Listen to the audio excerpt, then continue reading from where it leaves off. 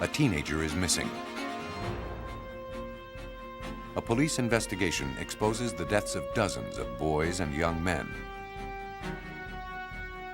All are traced to a single killer.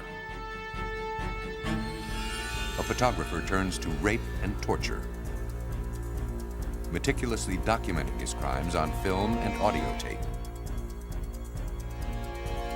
In a quiet suburb, 4 people are found dead.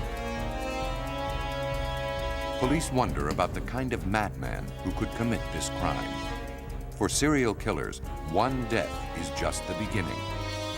Obsessed, they strike again and again, learning more with each crime, improving, perfecting. They're confident they'll never be stopped. But the mind hunters work tirelessly for their capture.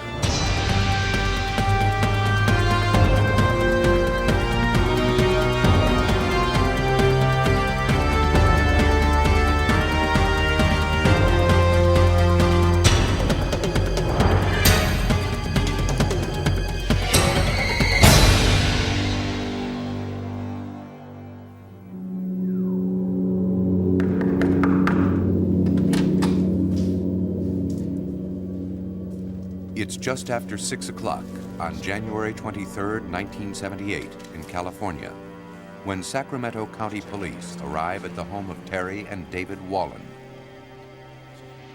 They are called there by a neighbor at David's frantic request. 22-year-old Terry Wallen has been brutally murdered. The house shows signs of an intense struggle between Wallen and her killer.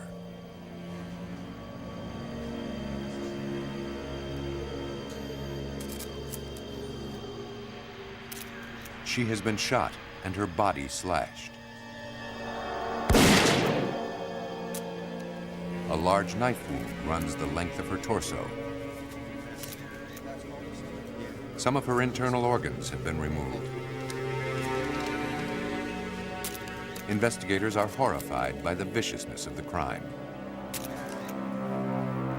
The scene becomes more gruesome when they find evidence that suggests the killer might have consumed Wallen's blood. Officers find a yogurt cup with bloody lip prints around the rim.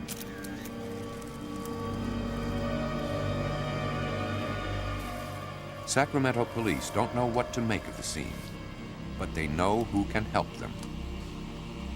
They call on a specialist, a man who's familiar with horrific and bizarre murder cases. His name is Russ Vorpagel. He is a special agent with the FBI. The brutality of the slaying makes Vorpagel fear that the murderer couldn't control himself and that Terry Wallen's death may be just the beginning of his rampage. There's just no need to disembowel a victim. There's no need to reach inside and cut out body parts. There's no need to cut a 4-inch piece of major artery and take it along with you. I mean, hey, we knew we had a nut and we were worried and we knew that something's going to happen. Vorpagel called a colleague at the FBI.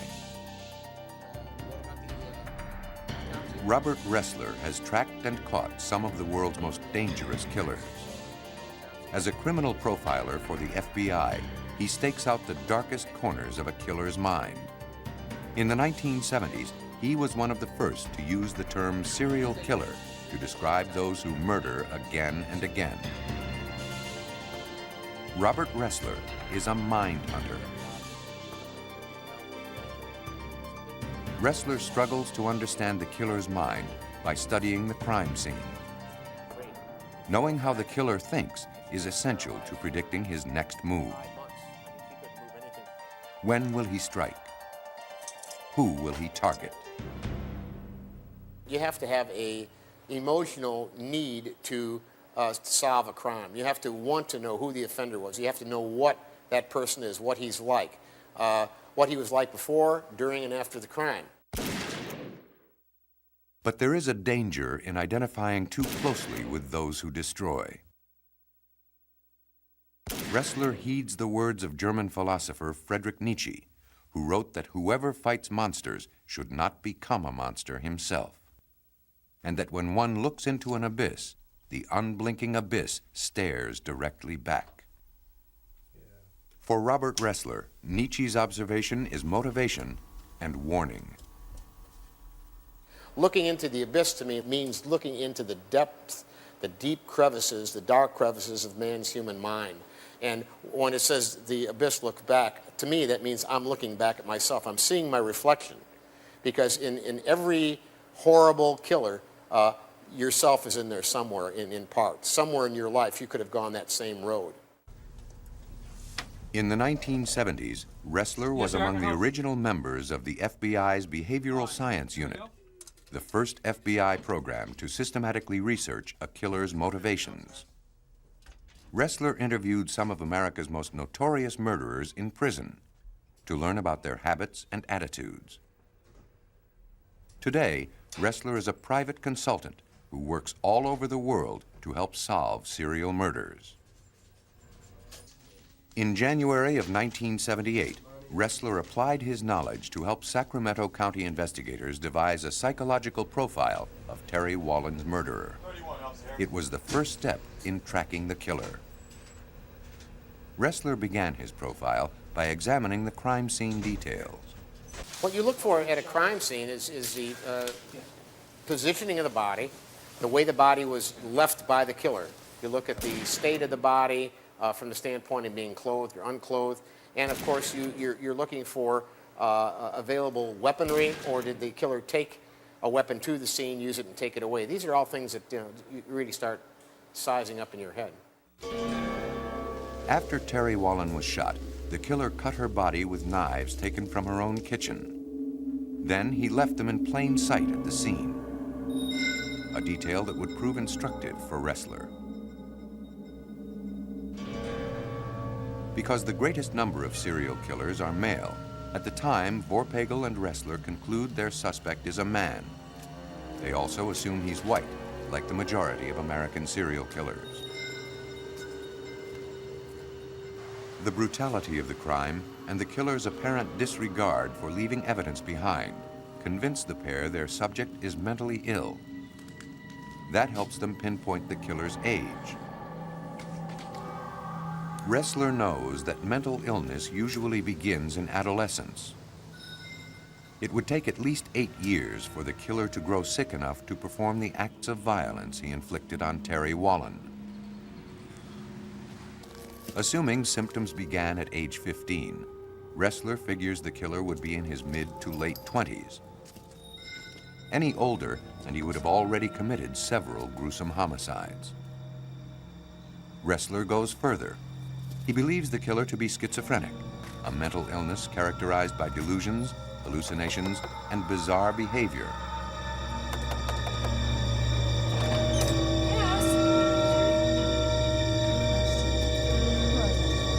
Get out of here! Get out of here!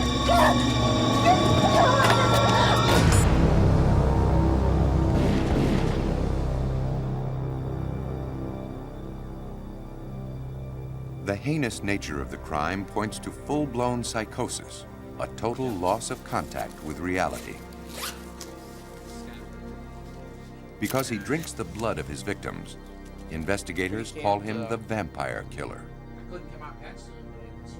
From his office in Virginia, Ressler works feverishly with Vorpagel in Sacramento to refine the killer's profile. What would he look like? They are convinced police should look for someone thin. Male schizophrenics generally eat poorly when they eat at all. And Russ Vorpagel believes the murderer will pay little attention to his appearance. A guy that is suffering from a major mental illness is probably going to have a deterioration in his hygiene. Probably doesn't cut his hair, wears the same clothes for weeks at a time, doesn't brush his teeth, is scroungy looking. Given his bizarre behavior, the killer would likely live alone. Vorpagel delivers a copy of the profile to the Sacramento police to circulate throughout the county. But no strong suspect emerges. the vampire killer remains at large. Will the profilers find him before he kills again? Sir? 3 days after Terry Wallen's brutal murder in 1978, less than a mile away from her house, the vampire killer strikes again. Police find the bodies of Daniel Meredith, Evelyn Miroff, and her son Jason. Missing and presumed dead is Miroff's 22-month-old nephew, Michael Ferriera. These new deaths convince Ressler and Vorpagel that unless this murderer is found quickly, he will strike again. The mind hunters redouble their efforts. Using information gathered from this crime scene, they refine their original profile. Again, the vampire killer shot his victims. Again, he used knives taken from the victim's kitchen.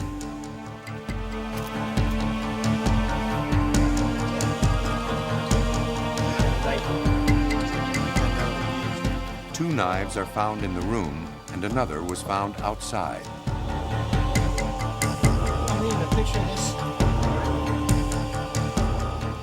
He doesn't seem to care that he's left the weapons behind.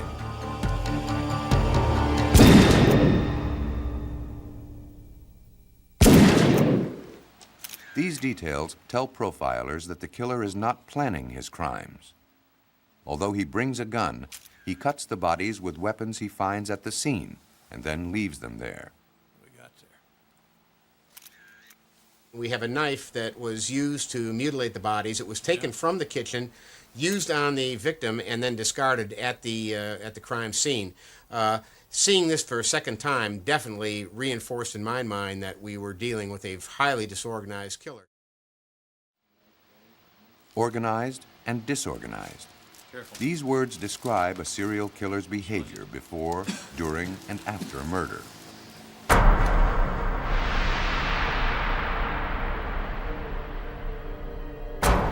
Organized serial killers carefully plot their moves. They cover their trail so thoroughly that little or no evidence remains to tie them to their crimes. By contrast, disorganized serial killers act on impulse. Their behavior is random, making their next move difficult to predict. Investigators find bloodstains in the bathtub. Profilers believe the vampire killer may have bathed in a mixture of water and blood. The crimes are becoming more gruesome and the killer more deranged and more disorganized. Now, we know darn well that your normal, everyday person is not going to fill a tub with water and bathe in the blood. So here we see personality. Here we see mental illness. We see mental deterioration. From the evidence at the crime scene, Vorpagel and Ressler reconstruct the grisly sequence of events. And the terrifying portrait of a man they've never seen begins to emerge. The evidence reinforces the mind hunter's belief that the vampire killer's appearance will continue to deteriorate. He likely won't have changed his clothes. Unless he is single and living alone, the killer can't possibly escape notice. Their subject is a thin, disheveled loner, not more than 30 years old.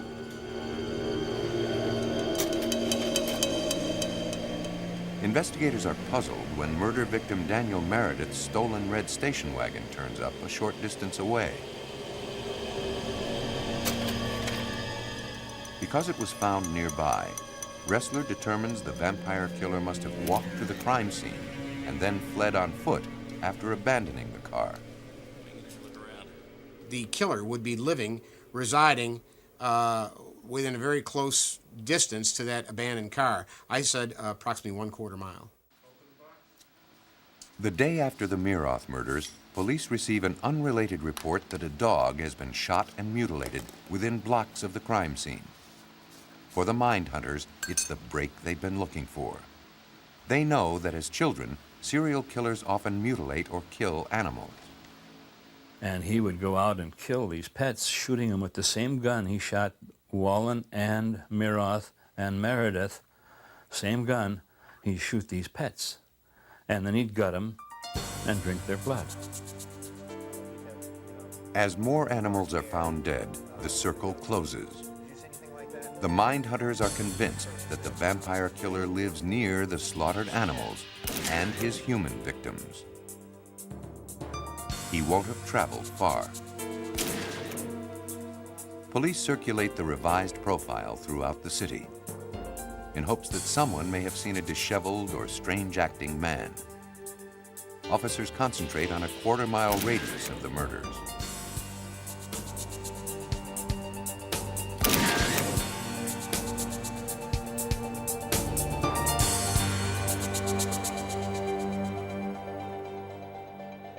As a woman in her late 20s is leaving a Sacramento shopping center, a strange man approaches her. Hearing of the vampire killer murders, the woman contacts police. The man she eluded at the shopping center, she tells officers, is a former high school classmate, Richard Trenton Chase. She was shocked by his appearance. He had bloodstains on his sweatshirt. His eyes seemed sunk into their sockets. A yellowed crust was around his mouth.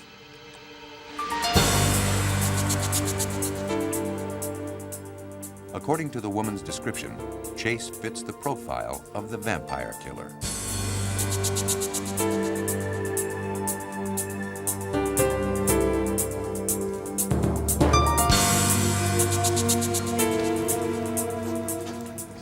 Armed with a search warrant, officers enter Chase's home. They're unprepared for what they find. Nazi paraphernalia dominates the small apartment. The place is littered with pamphlets about alien conspiracies. The chaos in the living room fits the profile of someone with an equally chaotic mind.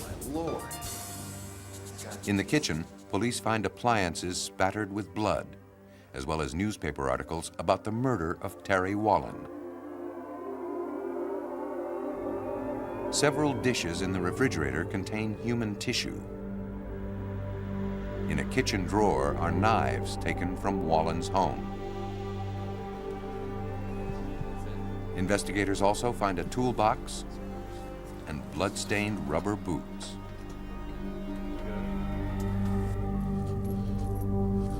Chase is arrested and charged with 6 counts of first-degree murder, including the killing of Evelyn Miroth's nephew, 22-month-old Michael Ferreira, whose remains are found not far from Chase's apartment.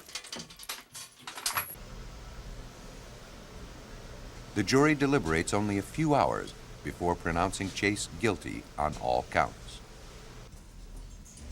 The sentence? Death in the electric chair. In 1979, Robert Ressler decided to talk to Chase in prison. The reason I interviewed him, very frankly, was to validate, to do an update and validate the profiling work that I had done, to talk to him directly after working on the case, after seeing the crime scenes, after reading the police reports, and of course the court records. It's a way you really fine-tune your profiling. Chase tells Ressler that he had killed only to preserve his own life. He needed blood, Chase says, to survive what he called soap dish poisoning.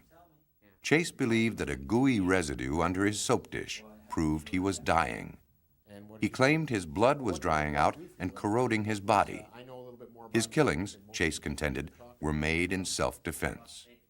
When he got down to the motivation, he said that the blood in his veins, the blood throughout his entire body, was turning to powder or dust, and that it was moving very slowly through his body, causing him to slow down, causing him to be fatigued and become very ill. And he felt this was being done, of course, he said, by the influence of the unidentified flying objects and the aliens. And he said that the only way he could counter this was to get a fresh supply of human blood. What drives a man like Chase to murder? One FBI study of 36 serial killers revealed that although most began life in two-parent homes, by age 2, almost half the boys' fathers had abandoned their families.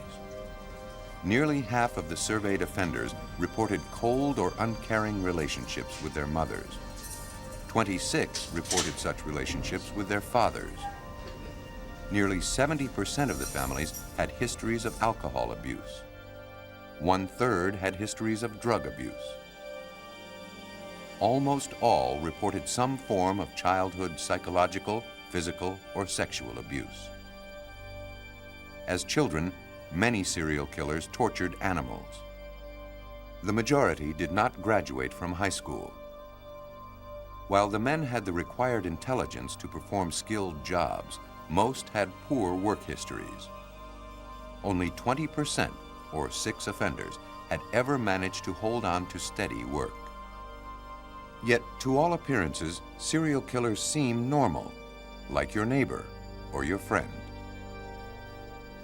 Most of these people are like everyday people. They oftentimes are intelligent, they're attractive, they're good conversationalists. IQ's usually up about, at least high normal or beyond, and they're very deceptive.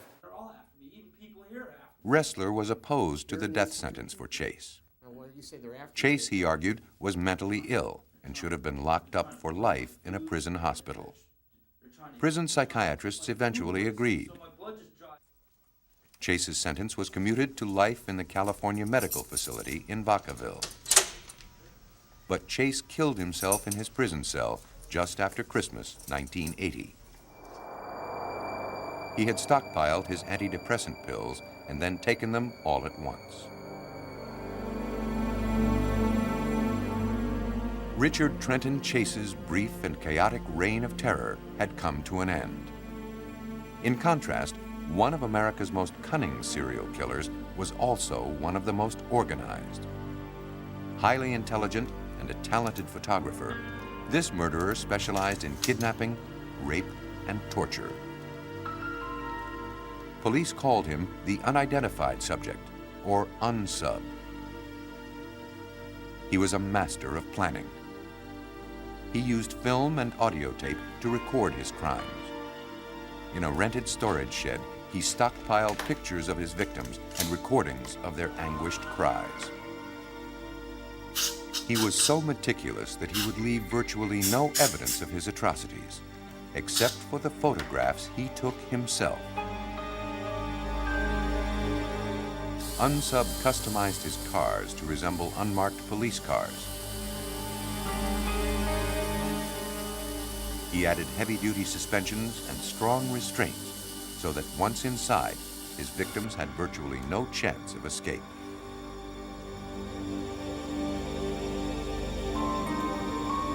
For 5 years, he traveled from state to state, never staying in one place too long.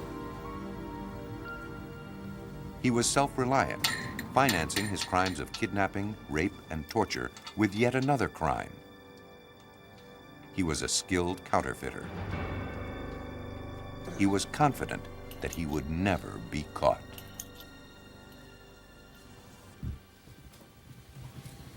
In Manassas, Virginia, a team of former FBI agents pursue some of the world's most dangerous criminals. They call themselves the Academy Group. Between them, they have amassed years of experience investigating serial killings. Robert Hazelwood and Peter Smerick are experts in psychological profiling of criminals. If you in life are an impulsive person, you act without thinking, well then that crime scene may be very, very sloppy and be a reflection of your impulsive acts.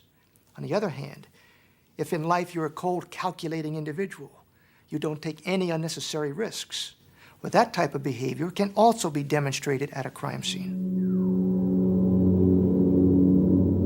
Even with crime scene evidence, categorizing serial killers is difficult.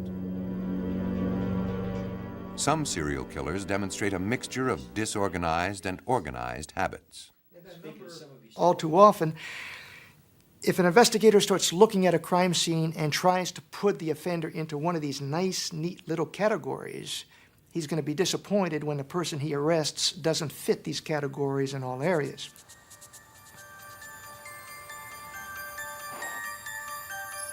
In the seaside resort of Ocean City, Maryland, a young woman has just finished her shift at a convenience store.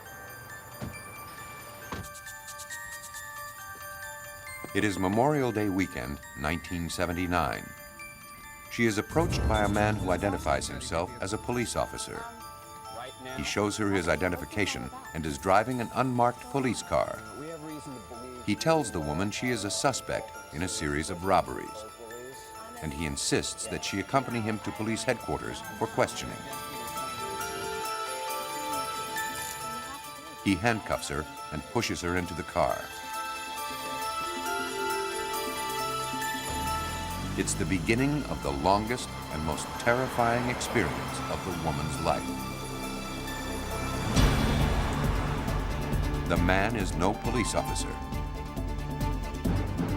He is unsub. And she's his latest victim. He takes her to a deserted building where he repeatedly rapes and tortures her. He photographs and tape records the ordeal. I think one of the buzzwords today that we use is power and control. And whether you're dealing with a rapist, whether you're dealing with a serial killer, I think it still comes down to those two basic elements: power and control over the life of another individual. Eventually, he will push the dazed woman back into his car and take her for one last ride. He stops the automobile, opens up the passenger door, and rolls the woman out into a ditch. But he did not kill her. He allowed this victim to live. And as a result, within a number of hours when daylight came, she was found, she was rescued, and now became a full-fledged FBI investigation for kidnapping. The FBI set up a massive manhunt for unsub. The Ocean City woman was the latest in a long list of his victims. Some were tortured, others murdered. But many years passed before there was a break in the case. At the same time the FBI searched for unsub, the Secret Service was on the trail of an elusive counterfeiter, a man who routinely passed fake $20 bills to unsuspecting store clerks at malls and shops in the Midwest and on the East Coast.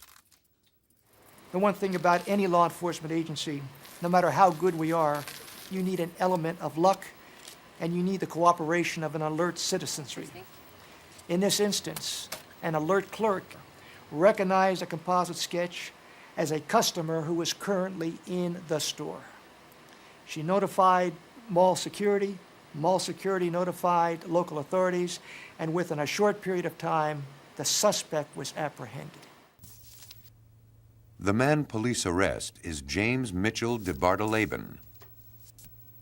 The Secret Service soon discovers that DeBartoleben is not just a counterfeiter.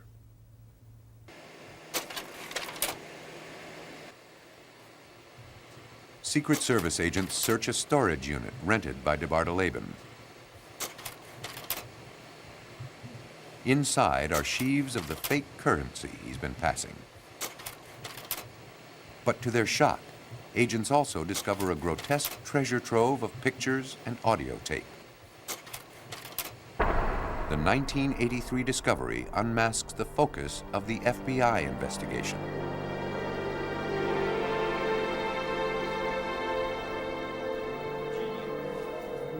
Robert Hazelwood, then an FBI special agent who had written a criminal profile of unsub, reviewed the materials seized from DeBartoleben's storage unit.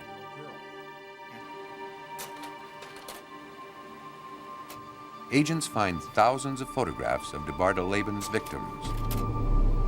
Among them are photos and audio tape of the woman abducted in Ocean City in 1979. Some of the photos date back to the early 1960s. They find the tools of a killer's trade. Victim's clothing, 10 guns, phony police identification,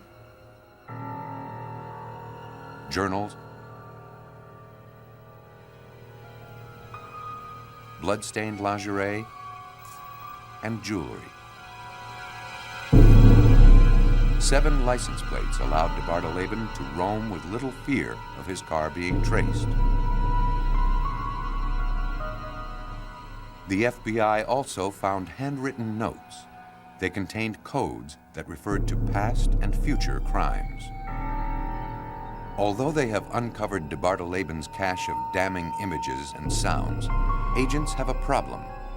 The killer's face remains literally out of the frame of the pictures he's taken with the victims.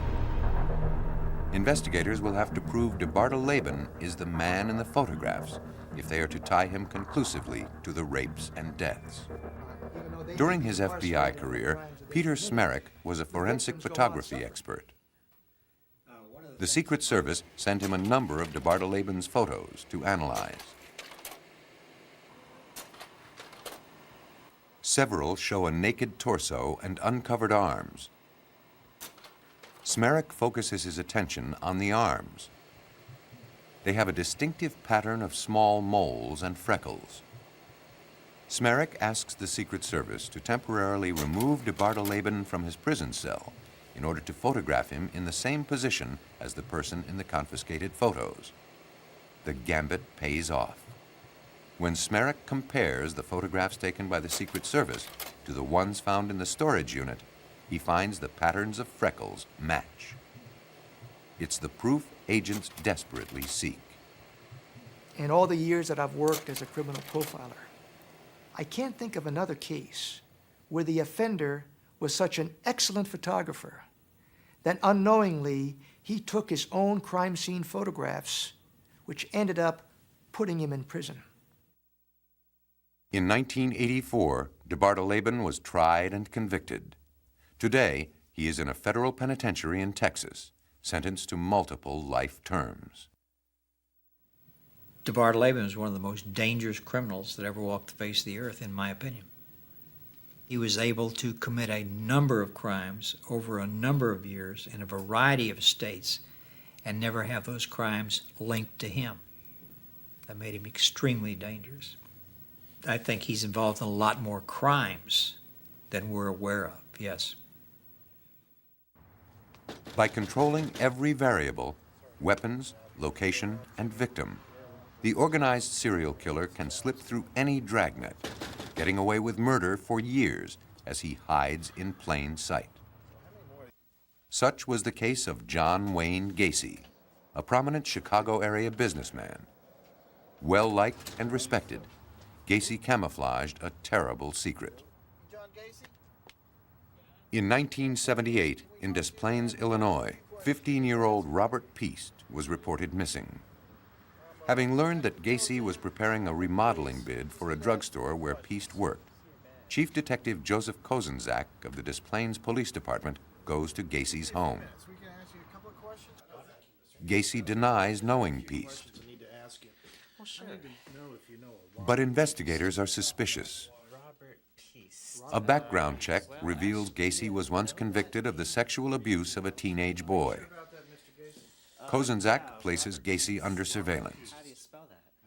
Initially cooperative with the police, Gacy becomes increasingly surly as Kozenzak's investigation continues. He had a real mean look in his eyes. You could feel that there was hatred there. And that he really didn't care what we were investigating and was more concerned about trying to stay out of the way. Gacy threatens a lawsuit if police continue their surveillance. Officers persist, suspecting that Gacy has much to hide. But even they are not prepared for what they'll find. For several weeks in 1978, Des Plaines police didn't let John Wayne Gacy out of their sight. Finally, it came time to search his house. The search uncovers a photo receipt that belonged to Robert Piest, linking Gacy to the boy's disappearance. A more thorough search would reveal even more. Chief Detective Kozenzak was the first to enter Gacy's home. I was one of the first people that arrived at the house and went in through the back door, walked in. The whole place was just dark and kind of eerie. All the window blinds had been closed. And there was some sense of, I don't know, it was kind of ominous actually, because we were starting to believe that there could be people buried underneath Gacy's house based on the information we'd gathered.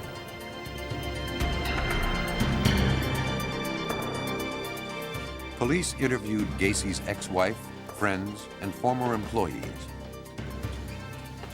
Stories came out that Gacy propositioned his workers for sexual favors, that some had disappeared, and that his house had a strange odor. One of his workers suggests they checked the crawl space. After rigorous questioning, Gacy admits to detectives that 4 years earlier, in 1974, he killed one of his homosexual partners. Gacy claims the murder was in self-defense. He hid the man's body beneath the floor.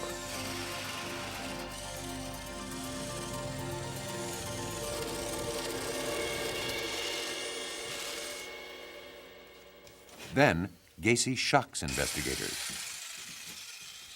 He confesses that he murdered almost 36 young men and boys, also hiding many of their bodies under the floor. The confessions trigger an intense search for the missing men. Detectives examine the crawl space in the hope of finding Gacy's victims. They uncover 3 decomposing bodies and parts of other bodies. But the police don't stop with the crawl space. Knowing more bodies must be stashed under the house, they cut away the floor to find them.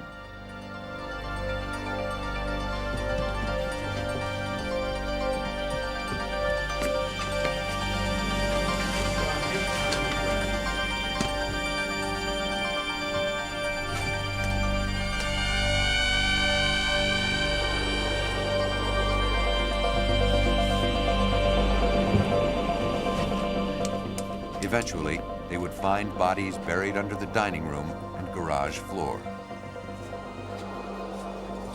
Under the house is a virtual killing field of buried bones and jumbled skeletons. Police arrest Gacy for the murder of Robert Piest, though the bodies they uncovered were dead too long to be the missing boy.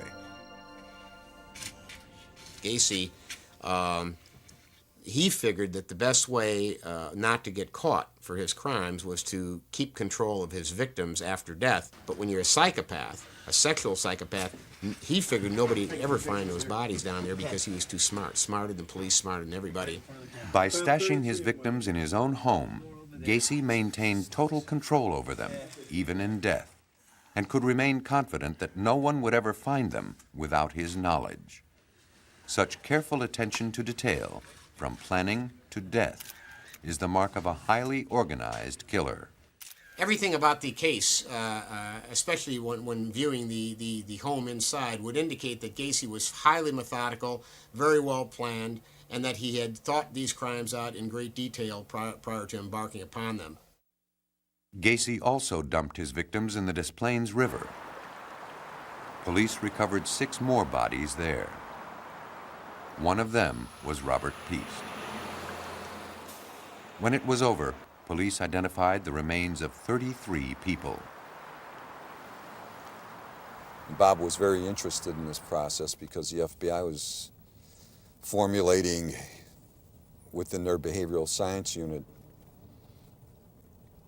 kind of an in-depth study of people who commit a series of killings and wanting to know more about them, wanting to understand them, and this was a classic case.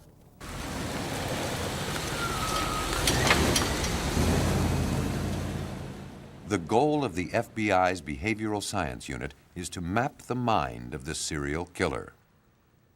So many people believe that it's the sexual act itself that he's performing with the victim that is of primary importance to him. In reality, it's the entire game that's important to them. The selection process, the surveillance, knowing that I have selected you to become my victim and you don't know it. And then all of the planning that goes into the stages of actually conducting the abduction. And so they are rehearsing this and living this maybe for weeks or months before the actual abduction occurs. And to a certain extent, the sexual activity afterwards may almost be an aftermath. That's gotta hurt. With each killing, Gacy refined his methods, learned from his mistakes, and improved on his successes. He carefully lured his victims into a well-designed trap, distracting them with weightlifting, plying them with alcohol, and showing pornographic movies. Bring it down to your chest, all the way down. Okay, can you bring it up? Can you lift it up? He eventually grew so confident that he brazenly targeted a boy from his own neighborhood. Many victims came to Gacy's home hoping to get a job with his contracting firm. He'd meet with them in his garage. But it feels so good. The soundproof garage was designed by Gacy and constructed by his company. Excellent. Good job, you okay? Yeah. You probably feel it right here, don't you? A motorized door was the only way in or out. Here's something I haven't shown you. If his victim didn't object, Gacy would demonstrate a magic trick using trick Like handcuffs. that. Like this. Sound real good, right? Okay. Ready? After showing how the handcuffs work, Gacy would persuade his victim to try them.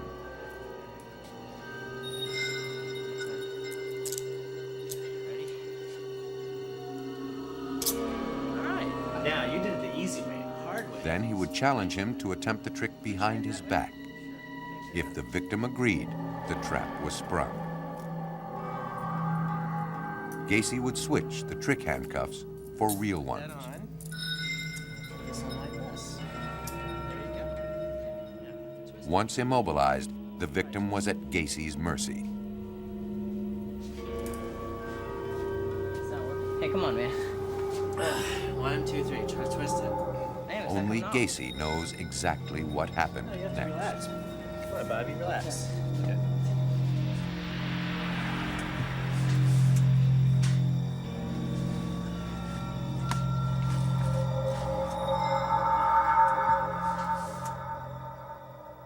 Like serial rapist and killer James Mitchell DeBartoleben, Gacy thought he had completely covered his tracks. But mementos found during the search of Gacy's home provided key evidence, though police didn't know it at the time. Detectives discovered driver's licenses, belt buckles, rings, and other personal effects. Ressler alerted investigators to the importance of these objects. We had actually found these items not fully realizing what we had found till after Bob came in and started pointing out to us that to you a belt buckle is not important, but to the person who committed the crime, it's very important. It's a visual process to help relive the crime at any given time that he wants to do so. The souvenirs are a reminder of his past murders and an inspiration to kill again. To Gacy, this is some sort of a symbol of his success, a reminder. It enhances his fantasy and carries him on to the next victim. Trophies, I call them, for the serial killer, where they kind of enhances their fantasy to have these objects around. The most disturbing object found in Gacy's house was a map indicating job sites around the United States where he had worked as a contractor. Ressler believes it's likely that Gacy wouldn't have confined his killings to Chicago. And it only seemed logical that if Gacy's traveling, doing this in Chicago, he's doing it elsewhere as well. That's why I firmly believe that John Gacy killed more than the 33 he was convicted of. I think probably maybe twice that number. Forensic teams dismantled Gacy's house. In all, they recovered 27 bodies there. How many more Gacy killed, police would never know. For 10 years, starting in 1979, Ressler interviewed Gacy in prison. Ressler was surprised to learn that he had grown up 4 blocks from the killer in suburban Chicago. Gacy even remembered delivering groceries to the Ressler family, recalling in detail the distinctive flower pots that Ressler's mother used. Gacy also had darker recollections. He described for Ressler a turbulent relationship with his father. Ressler wasn't surprised. Nearly all the serial killers he knows of tell similar stories. And it's all documented. I ran away from home, as you know, when I was 19 years old because I couldn't get along with my father.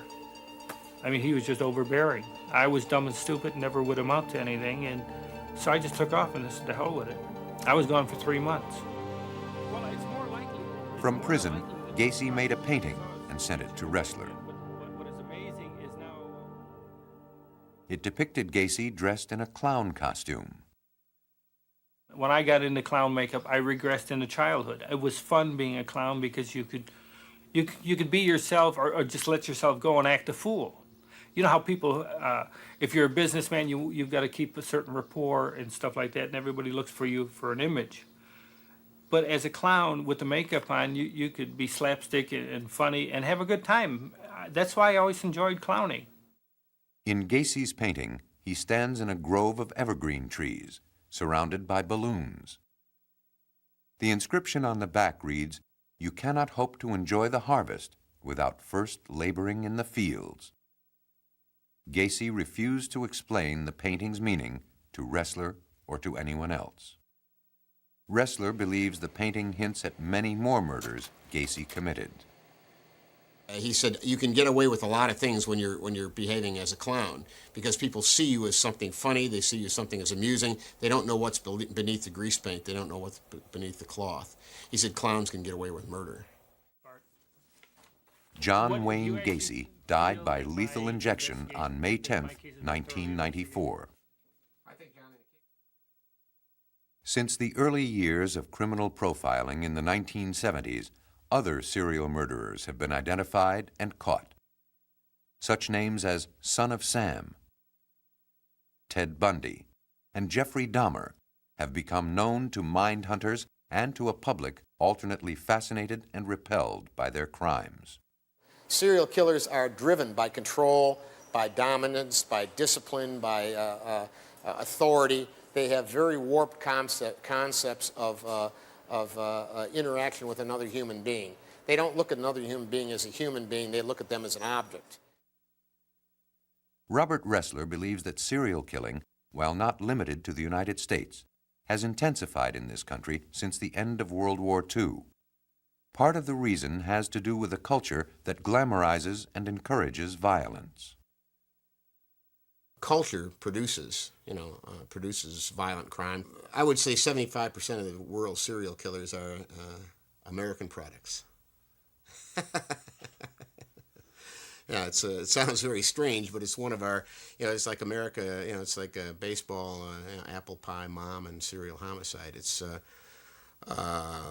unfortunate, and it's certainly tragic in a sense, but it's one thing in the world of criminology. The United States is absolutely broken all records. Profilers must take care that the poisonous thoughts of those they track don't pollute their own. For one who stares into the abyss, there is a danger of falling in. Ressler says that mind hunters must work their way back from the brink every day of their lives. I've maintained a balance, I think, consciously by isolating myself from the horror of what I see. I go to work at 8, I quit at 5, I go back to a normal life, I have a drink, I watch the news, I cut the grass. I've kept a perspective. I've kept in tune with the mainstream and the normal people of society. For Ressler, profiling is less about drama than about analysis. Observe, think, conclude, and realize there are no easy or quick answers. The movie concepts is that the profiler will solve the case, everybody can fold up their tents and go home. Profiling is one tool in the overall toolbox of the investigator. It gives him one more dimension, one more piece of that puzzle. And when you put it all together, sometimes it's very effective. Profilers explore the mind's darkest regions, dragging what's hidden into the light of day. Only then can it be examined and learned from. The value of profiling, as in this case of Richard Chase, is to give the police some concept, some psychological portrait or an image of the logical type of subject that they're looking for, to give them a clear picture, because otherwise it's just an empty room. These human monsters feel they can never be caught, that they are invulnerable. Yet, with each new victim, each drop of blood, each fiber or DNA strand left at the scene of a crime, the mind hunters probe deeper into the killer's mind. Perhaps the day will come when profilers won't be needed. But for now, the mind hunters will have to continue looking into the abyss.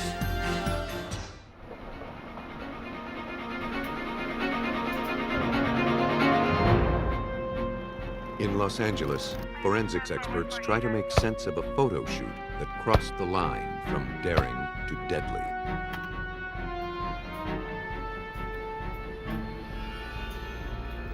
In the Pacific Northwest, law enforcement hunts a brutal predator whose lust for violence is reaching fever pitch.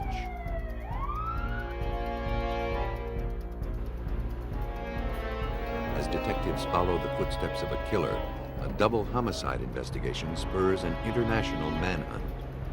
The law has no jurisdiction in the human mind, where a killer's twisted motives may forever defy police.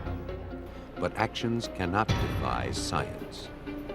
Through forensics, detectives can track even the most deranged criminals and put an end to their lethal obsessions.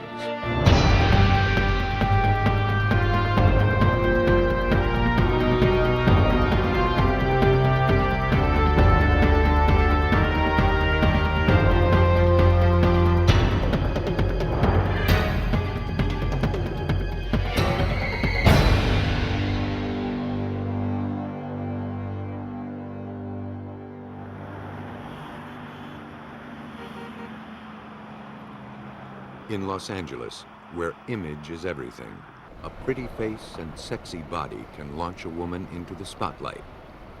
But not everyone makes it that far. In November 1995, a model went to a photo shoot and vanished. Days went by without a word. Worried friends and parents had no clue to her whereabouts. Then, she caught the eye of a passing stranger. One afternoon, a trash collector working along the Angeles Crest Highway found a daydream in the litter. The 27-year-old model. Several days later, he saw the woman's face again. Disappeared 7 days ago. She was Linda Sobek, a model from Hermosa Beach who had been missing for 5 days. He contacted the police about his odd discovery. Yeah, hi, this is Frank Artino. Yeah, I'm calling about that girl that you have on TV. A former LA Raider cheerleader, 27-year-old Sobek was riding a wave of success. Her schedule was packed with shoots for magazine covers and calendar spreads. She had just landed a part on a popular sitcom. The day she disappeared, Linda told her mother that she would be at a remote photo shoot with a photographer named Chuck. Her mother didn't know who Chuck was or where they were going. Linda promised to call her after the shoot. No call ever came. The trash collector showed police where he dumped the roadside trash. Yeah, I threw him in here with one of these bags, but this bag right here. This bag? There, they found more photographs, pages ripped from Sobek's appointment book, and a makeup bag.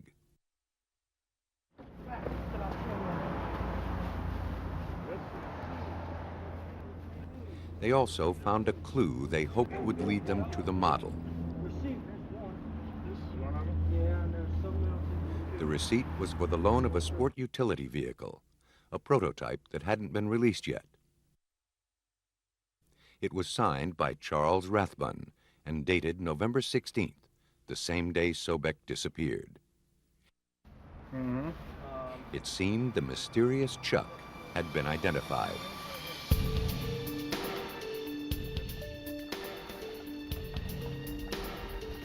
Rathbun, police learned, was a respected photographer who specialized in pictures of new cars. He was considered one of the best in his field. Rathbun said he didn't know how his receipt got mixed in with Linda Sobek's belongings, but admitted that he was probably the last person to have seen her. On the morning of her disappearance, he said, Sobek asked him to meet her at a restaurant parking lot. She was looking for work. He wasn't interested. Detective Mike Robinson of the Los Angeles County Sheriff's Department took Rathbun's statement. He said that he met with her briefly in the Denny's parking lot, looked at her portfolio, and told her that he had a very tight schedule and pushed her out of the car and left her there at noon on the day she disappeared. He said his last observation of her was standing in the parking lot unlocking her white Datsun.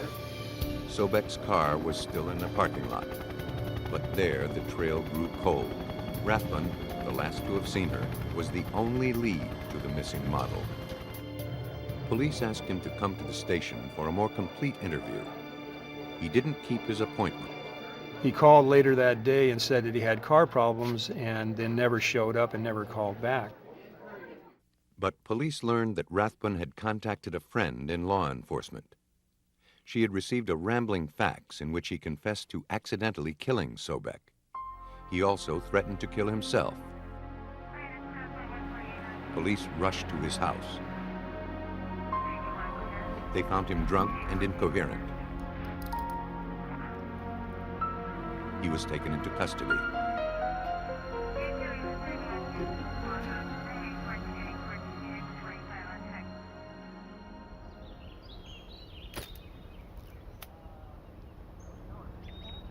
In jail, Rathbun gave police a second account of what happened. He admitted that he'd lied when he said he hadn't hired Linda Sobek. He recounted a tragic accident at a dry lake bed in the Mojave Desert. Rathbun wanted to photograph Linda taking the rugged prototype through its paces.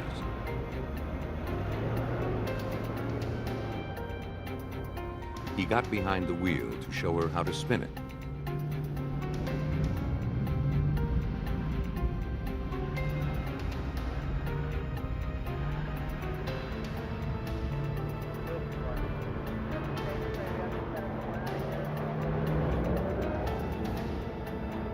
He claimed he had lost control of the 2.5-ton vehicle, and the rear end slammed into Sobek, killing her.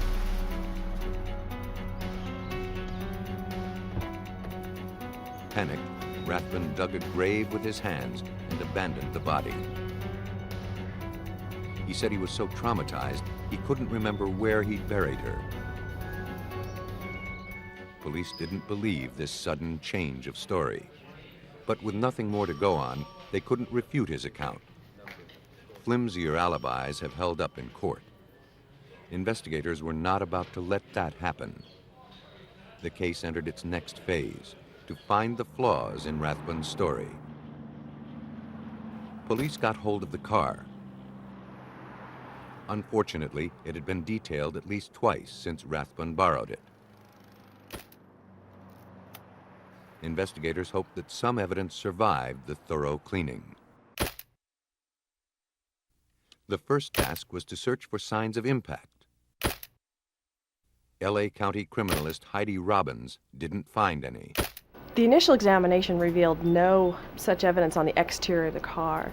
Being that it was a prototype, it was a brand new vehicle right off the line, so it was very clean, which is really not what we're used to looking at as forensic scientists or criminalists. The vehicle it didn't have a scratch on it. There wasn't a dent to be seen. Perhaps the victim had been run over, not struck. The vehicle was placed on a lift. Again, the car was clean. We didn't see any type of blood or tissue or fiber evidence at all associated with the exterior or undercarriage of that vehicle. The next step was to examine the vehicle's interior. Although the leather seating looked pristine, it was not. Blood residue was found in the crevice between the seat cushions and had stained the stitching. Tests showed that it matched Sobek's blood type. 4 long blonde hairs were collected and shown to have belonged to her. Robbins noticed that one of the doors had a deep dent in it. It seemed that a struggle may have occurred inside. The marks inside the car suggested a tale far different from Rathbun's, but the whole story couldn't be told without Sobek's body, and Rathbun had conveniently forgotten where it was. In custody, he tried to commit suicide, asserting that it was all a mistake. He wrote in his own blood that he never meant to hurt anyone. The act could be read as either despair or cunning calculation. In an apparent attempt to prove his sincerity, 8 days after Linda Sobek had disappeared, Rathbun recalled where he had buried her.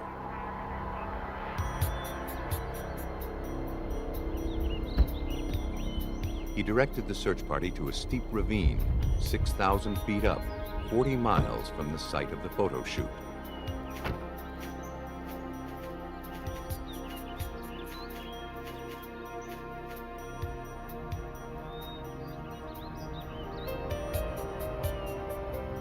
Buried more than a week, the remains would probably yield few clues about the factors that led to her death.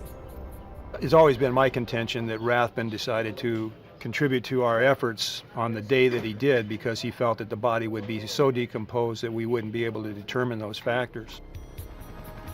For Detective Robinson, Rathbun's confession and suicide attempt didn't ring true.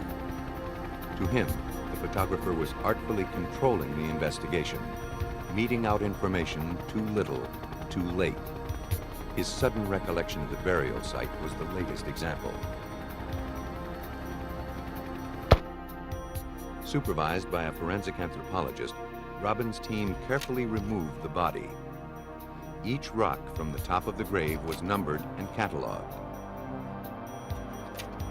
Inch by inch, soil was lifted from the grave, then sifted and analyzed. After 8 hours, investigators had their most crucial piece of evidence. 2 feet down, they found Sobek. Much to their surprise, the elements had spared her. There was very little degradation, and I think due to the coldness and that altitude and the ravine that she was buried in had such minimal amount of sun exposure, she essentially was refrigerated for those 9 days. Investigators surveyed the body. Had the victim been struck by a car, she would have had knee-level injuries. Her legs showed no broken bones or abrasions, but they did bear severe ligature marks. It appeared she'd been bound around the ankles. The condition of her clothes also suggested something more than a luckless accident and hasty burial. Most women are probably comfortable wearing a zip top somewhere maybe in the center of their chest. And Linda's clothing was zipped all the way up to the base of her neck. I thought that's a very unnatural position, and to me, when you see clothing that has a bit of an unnatural position, it indicates the possibility that there may have been some redress or some alteration of the clothing. The unnatural position of her clothes suggested that Rathbun had dressed her, possibly after her death. And apparently, by trying to wipe away evidence, Rathbun inadvertently created a second clue that revealed he wasn't telling the full story. She was a model. She wore makeup. She was on a photo shoot. And when she was recovered from that grave, there was a complete absence of any makeup, or any residues thereof that we could detect in the crime scene, and that concerned me also. The condition of her clothing, makeup, and the marks around her ankles suggested that the victim wasn't just standing around before she died. Something else was going on, and it pointed to murder. Linda Sobek was photographed for the last time on the autopsy table. From marks on her body, the medical examiner could tell that she had been smothered. Hemorrhaging in the eyes showed the breath was literally squeezed out of her, and she hadn't gone without a struggle. Her wrist was sprained. She had been tied up. The physical evidence shattered Rathbun's story of a car accident. As the case went to trial, a first-degree murder charge seemed inevitable, but Rathbun wasn't finished. In a bid for a manslaughter conviction, he offered another account of what happened. His new version explained away all of the evidence. In what was now Rathbun's third rendition, he claimed that Sobek began to undress and strike erotic poses. He said she was a tease. She became upset when he took pictures of her. He set the camera aside and they started kissing, but she wouldn't let it go further. After things cooled down and she got dressed, Rathbun showed her how to make the car spin. But he was too reckless.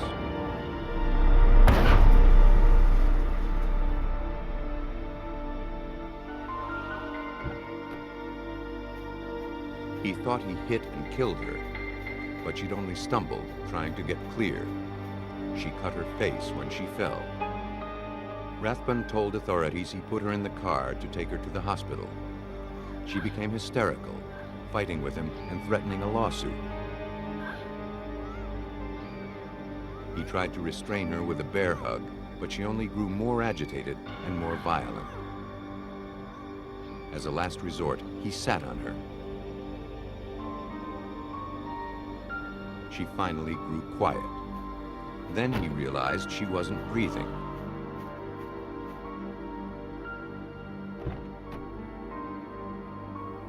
He pulled her out of the car to try to revive her, but she was dead.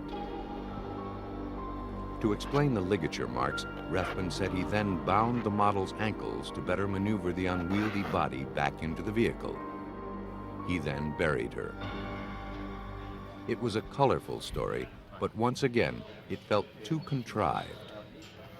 I felt that in trying to answer every piece of evidence that the prosecution had presented, he sort of built a patchwork quilt that wasn't real square at the edges. It just didn't have the right form to it. If Rathbun could sell this fabrication to the jury, he'd likely get off with manslaughter. To prove his case, Rathbun provided the court with 5 rolls of film from the photo shoot. He explained that he had left them in the desert after the victim was killed. He had his brother retrieve them for him. 4 of the rolls showed Sobek modeling, but the 5th roll was almost unrecognizable. Rathbun explained that it contained the intimate photos of Linda Sobek that proved she was teasing him. But in the heat of the moment, he'd grabbed a roll he'd already shot. Not realizing, he took pictures of Linda Sobek over pictures of the Lexus interior.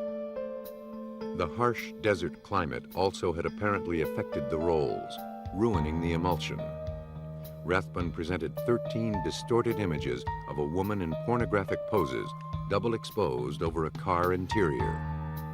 And along with them, he served up a modified version of what happened. This version better explained the condition of the victim's clothes and makeup. At this point in time, the facts of the story changed. We had another version of the truth come out at this point, and it was suggested that her death actually resulted not from a vehicle this time, but from this consensual sexual activity that had gotten out of hand, a little too rough, and accidentally resulted in her death. These photographs were introduced to prove this latest version of the truth. Investigators set out to prove the photos were fakes.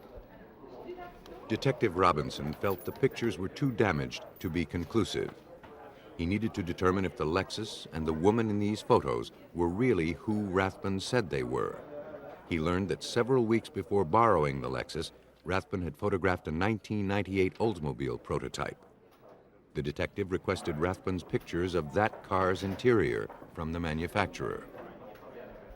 Heidi Robbins brought the double-exposed images and the Oldsmobile interiors to the National Law Enforcement and Corrections Technology Center in El Segundo, California, for comparison. The agency provides sophisticated forensic imaging technology for law enforcement. The images were scanned into a high-speed computer and enhanced with graphics software. Before they could make sense, engineer Bill Repetto digitally enhanced their contrast, shadow detail, and color. The films are in really bad shape. In fact, a lot of the emulsion is missing. So the detectives really didn't have a full shot of the entire dashboard. Using our equipment, we were able to alter the contrast, do some sharpening, look for features that were hard to do in the conventional photographic process, but we can do it in real time on a computer. So I guess you're interested in finding out, is that a body part or is that part of the dashboard? Once the pictures were sharpened, Repetto sized and overlaid the Oldsmobile dashboard atop the damaged negative. His goal was to see if the car in the photos was really the Lexus that Sobek died in, or if it was the Oldsmobile. That you can match up things like the speedometer dial, the radius of the steering wheel. Unfortunately, we can't see this pattern, the logo on the steering wheel, but it matches up pretty good. I mean, you work with this just a few minutes and it's pretty darn obvious this is not a Lexus, this is an Oldsmobile. Repetto next had to eliminate Linda Sobek as the faceless model. He compared the dress Sobek wore at the photo shoot to a portion of lace shown in the double-exposed images. Because lace patterns repeat, it only takes a fragment of the material to point out a mismatch. Now in this image, you can see that there's a definite pattern here. There's a boot-shaped mark, a vertical feature, and it bends over to the left, and that's repeated up here. The lace patterns were inconsistent. So were comparisons between Sobek's anatomy and the model in the photos. Rathbun's latest account was disproven.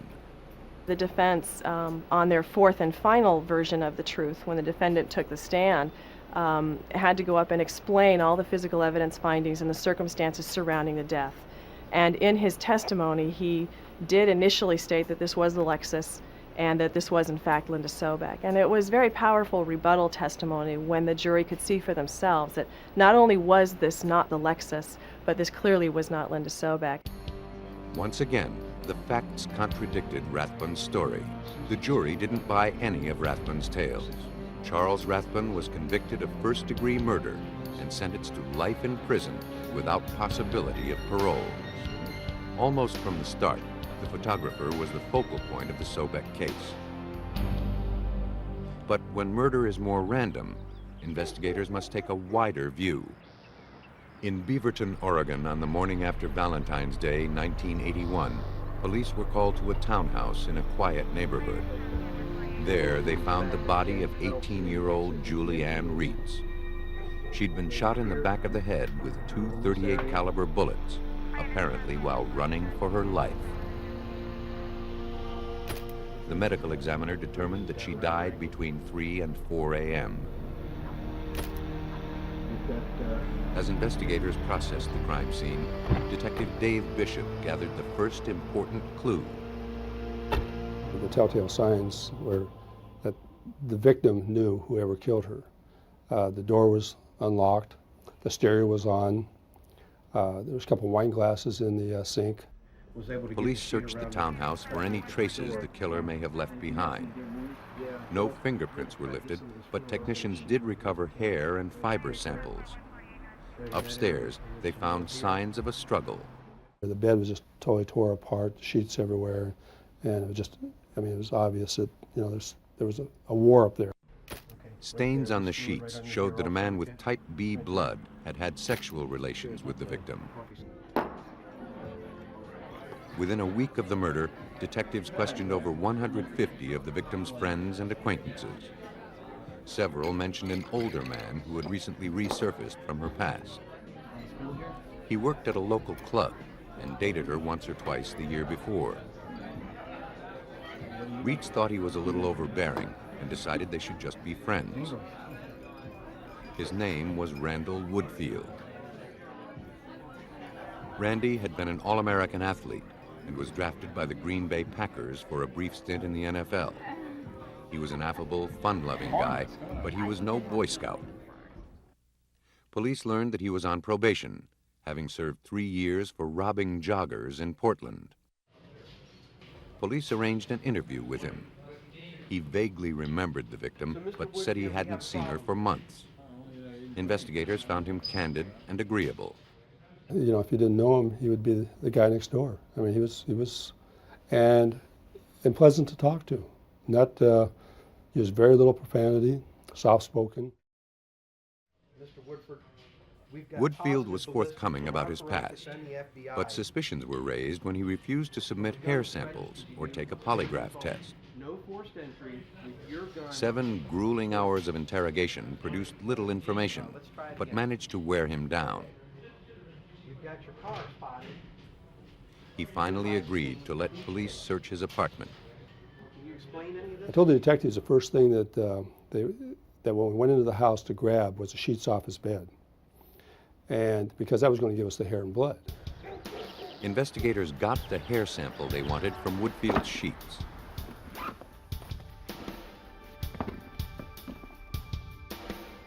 They also found a .32 caliber bullet and a roll of athletic tape in his gym bag. Ordinarily, these items meant nothing. Now, police weren't so sure. Athletic tape was a crucial clue in a rash of unsolved rapes and murders that had been occurring along Interstate 5 for more than 2 months. Detectives wondered if they were onto something bigger than an isolated homicide. Suspicions intensified when investigators checked Woodfield's phone bill to see if he'd called Julie Reitz. He was living with a young lady at that time, actually, who owned the house, and he was renting a portion of the house. I said, do you know whether or not he's made any phone calls to Beaverton? And her response was, probably, because I just got the phone bill today and it was over $200 and some. So he's called everybody. He obtained a copy of Woodfield's phone bill from his housemate. When he was on the road, Woodfield liked to stay in touch with former girlfriends, charging calls to his housemate's phone. Bishop searched the bill for Reitz's number. He didn't find it, but the other numbers on the bill formed a chilling pattern. But all of a sudden, as I'm going through this, it became very obvious that what I'm seeing is scary. It's the map of I-5. Beginning in December 1980, a predator hunted along Interstate 5 over 3 states, robbing roadside establishments, sodomizing and killing the young women who worked there. A task force had been set up to track the killer's movements, to gather the paltry clues. He was rigorously consistent, preying on strangers, leaving no prints. Dark hair, dark-eyed, described as handsome. He often wore false beards and hoods. About 6'2".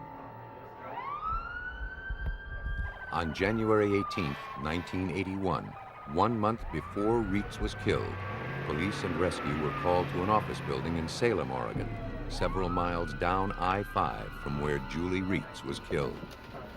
What do you got? Lisa Garcia and Sherry Hull had been cleaning an office when an intruder slipped in. The women were sexually assaulted. Both were shot in the back of the head. Astonishingly, Garcia never lost consciousness. Though groggy and confused, she was able to dial 911. A twist of fate had kept 2 bullets from entering Garcia's brain. Hull was not so fortunate. She died at the hospital. Detectives analyzed the office crime scene. They collected hair and fiber samples and 2 .32 caliber slugs. The evidence and the method of attack matched the profile of a killer who'd been creating a one-man crime wave. Oregon detectives believed they may have stumbled onto the trail of the serial killer who prowled Interstate 5. The I-5 killer's victims were always attractive young women with long hair. He would often bind their wrists with the same brand of white athletic tape. And when he killed, it was with bullets to the back of the head. Many robbery victims had caught a glimpse of him, but Lisa Garcia was the only one who had seen him kill. He was described as a white male in his 20s with dark, bushy hair. He wore an adhesive bandage on his nose, probably to distract his victims from noting his features. But police still didn't know who he was. He had committed more than 20 acts of rape and robbery and was already suspected of killing 5 women. Julie Reitz made it 6. Like the office building Garcia was shot in, Reitz's house was along the I-5 corridor. Garcia gave the I-5 killer a face. Reitz gave him a possible name, Randall Woodfield. The blood and hair samples gathered from Woodfield's apartment, bolstered by the paper trail of his phone bill, gave authorities enough evidence to go to Woodfield's home and arrest him for suspicion of murder as the I-5 killer. But to build their case, they needed as much evidence as they could muster. Lisa Garcia, the sole survivor of the I-5 killer's murderous attacks, was called in to identify him. Either in the yes or the no column, if it's not the mayor, on this sheet that I've given. Do what I say and you won't get hurt. Don't call the police. Where's the back room? Thank you. A lineup was arranged. Participants were asked to recite statements made by the I-5 killer. Stand up to the microphone, please. The circumstantial evidence against Randall Woodfield was strong. His physical description and movements matched the killer's profile. His housemate confirmed that he was out of the house on the nights the killer struck. The hairs from Woodfield's bedroom matched the strands found in Julie Reitz's bed and in the office building where Lisa Garcia was attacked. He had type B blood. Do what I say and you won't get hurt. Don't call the police. All the police needed was a credible eyewitness. Do what I say and you won't get hurt. Lisa Garcia unequivocally picked Woodfield from the lineup. It was the voice, she said, that clinched it. If the bullet found in his apartment could be linked to the .32 caliber slug removed from Lisa Garcia's skull, the case against Woodfield would be a lock. But police faced 2 problems. The single bullet found in his possession hadn't been fired, so it bore no marks that would enable police to compare it with a bullet from any crime scene. And worse, they had no gun to test fire it with. Traditional ballistics testing would be useless. Instead, investigators needed to compare the bullets atom by atom. At Oregon State University's Radiation Center, analyst Michael Conradi uses nuclear power to put criminals behind bars. They called us up and described the evidence that they had and asked us if we could help them with that. We told them that that was an ideal situation and for activation analysis. Conradi received 4 bullet fragments from crimes police suspected were the work of the I-5 killer. He was also given the bullet found in Woodfield's gym bag. His job was to see if they matched. Manufacturers produced bullets in batches. Each tank of lead contains different amounts of the trace elements silver, copper, tin, antimony, and arsenic. A process called neutron activation analysis allows scientists to compare minute levels of these elements. This enables them to identify bullets produced in the same batch.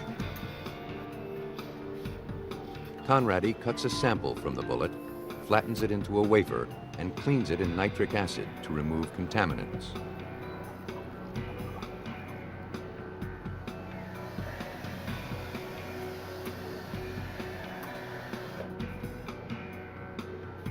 A pneumatic tube sends it on its 16-foot underwater journey to the core of a nuclear reactor.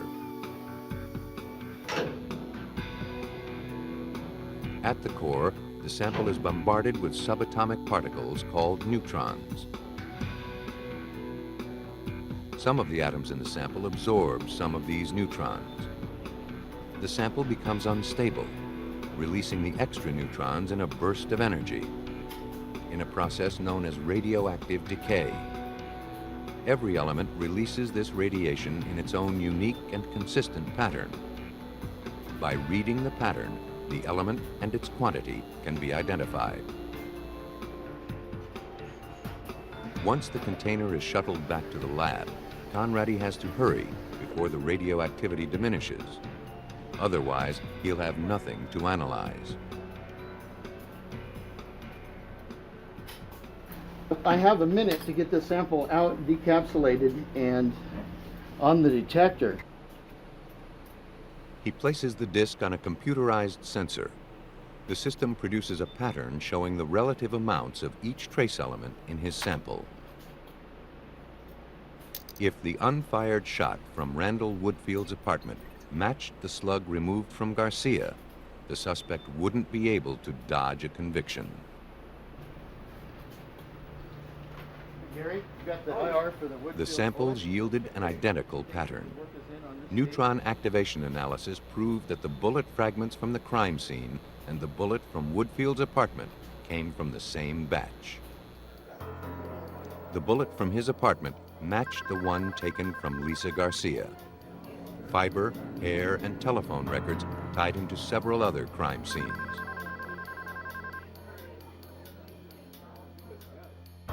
Woodfield was a sly, methodical killer who prepared for his attacks with a ritualistic intensity. His pattern was as consistent as it was deadly.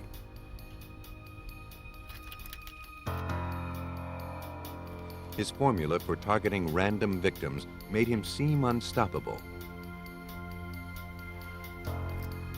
But then he broke his routine and turned on someone he knew. That ultimately led to his capture. Based on the evidence, investigators assembled the final hours of Julie Reed's. Mr. Woodfield would come to her house at approximately 3 in the morning, contact her. He had been drinking. Hey, Julie. Hi. How you doing? Asked if he could crash there for a while. Just thought I'd come by to see you. Yeah. She apparently agreed. They had a couple glasses of wine. She put on some coffee. It's been okay because that's really all I have. Oh, yeah, that's great. Because I think that's all I have. He writes in here somewhere. Just give me one. At that time, he pulled the gun, took her upstairs, No, what are you doing? What is? raped her, sodomized her, and then coming down the stairs, shot her twice in the back of the head. Armed with an imposing forensics case, the prosecution was able to prove that Randall Woodfield was the I-5 killer. He was found guilty of murder, attempted murder, and 2 counts of sodomy. He is currently serving life plus 165 years in the Oregon State Penitentiary. A killer's motivations often lie beyond the scope of forensic investigators. Detectives must satisfy themselves with learning how, when, and by whom a murder was committed.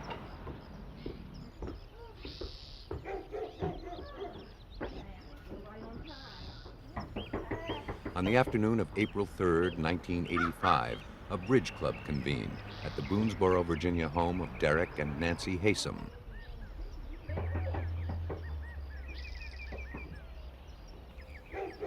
Though both their cars were in the driveway, neither 72-year-old Derek nor his wife answered the door.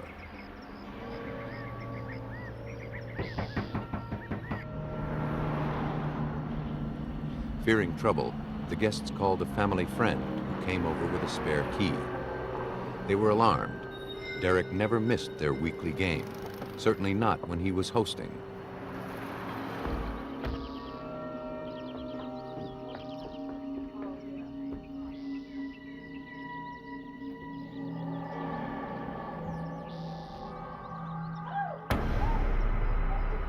Inside, investigators from the Bedford County Sheriff's Department were faced with a gruesome scene. Anybody call a coroner yet? They determined that Derek and Nancy Haysom had been killed the previous weekend. Their throats were slashed, their bodies marred by numerous wounds. Detectives eliminated robbery as a motive for the killing. There was no forced entry, no valuables or money taken.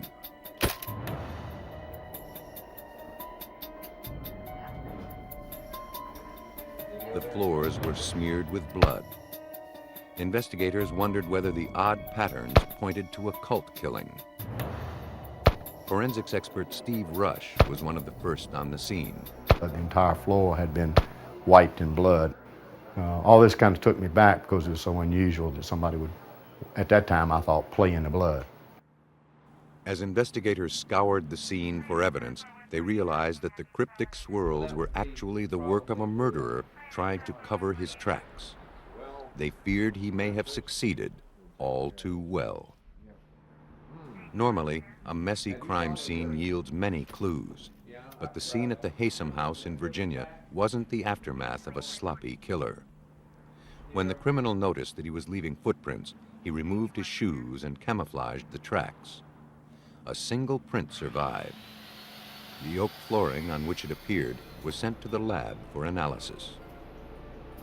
At the Virginia Division of Forensic Science, Dr. Robert Hallett uses footprints to stop criminals in their tracks. He works from life-size photos to keep the original prints free from damage.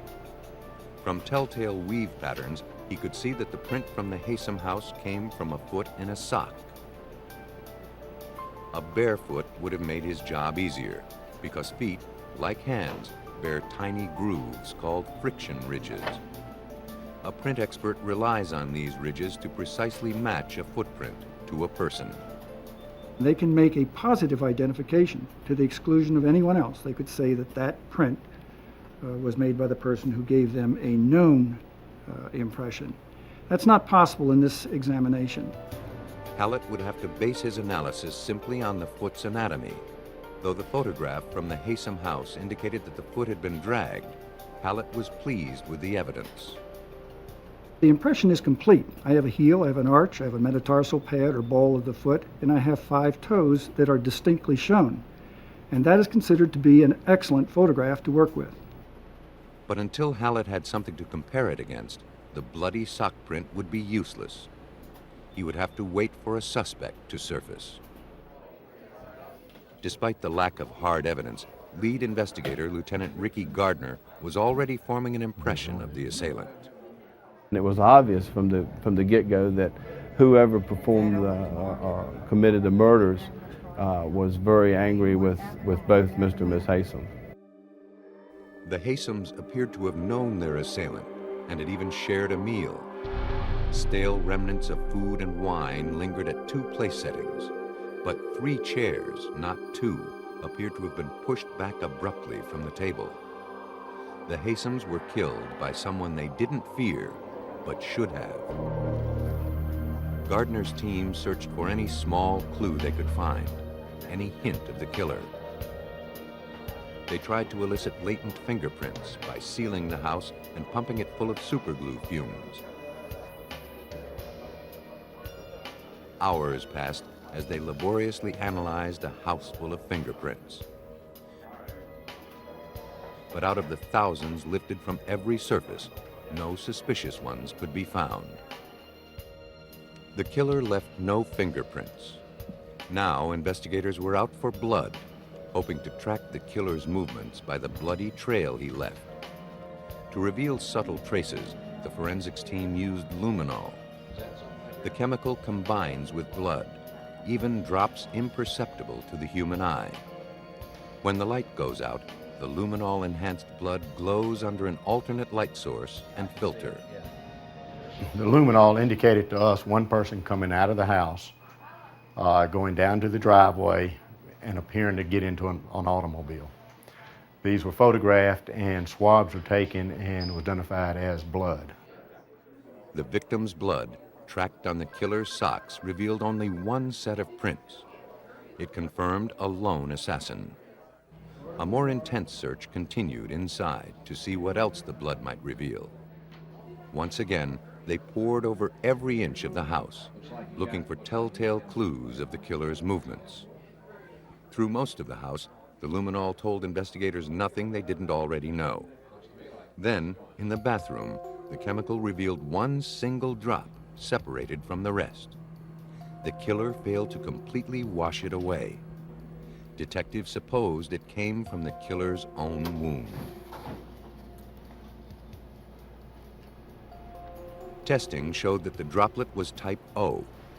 It could not have come from Derek, who was type A, nor Nancy, who was type AB.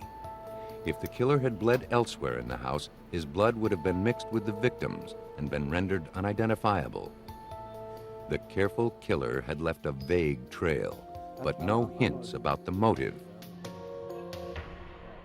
Investigators questioned friends and family, asking each where they'd been on the weekend of the murder and checking every story. No suspect surfaced.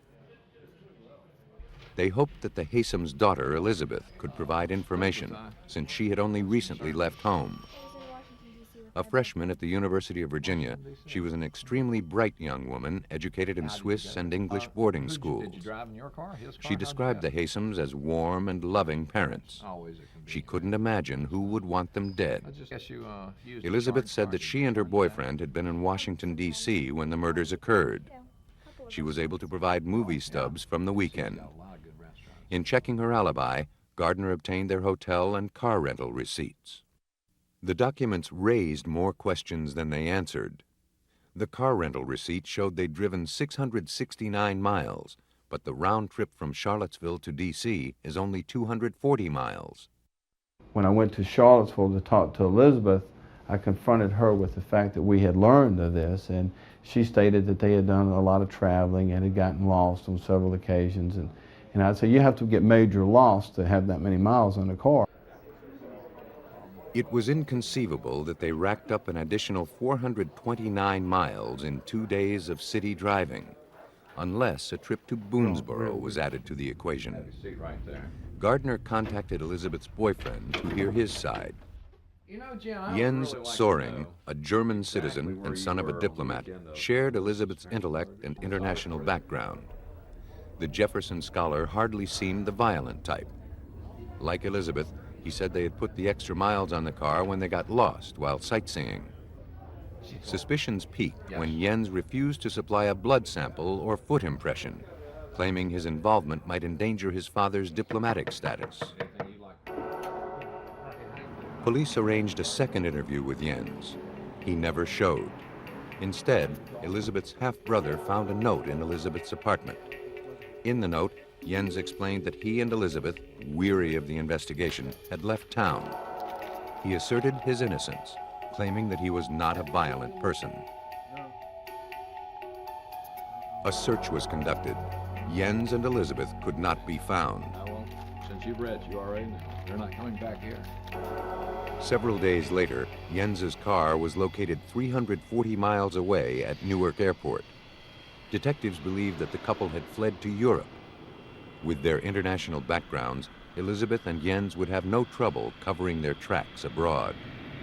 Interpol was notified, but had no recourse. No charges had been filed, no evidence against them had been gathered. The investigation came to a screeching halt. All police could hope for was that one day soon, the couple would slip up and resurface.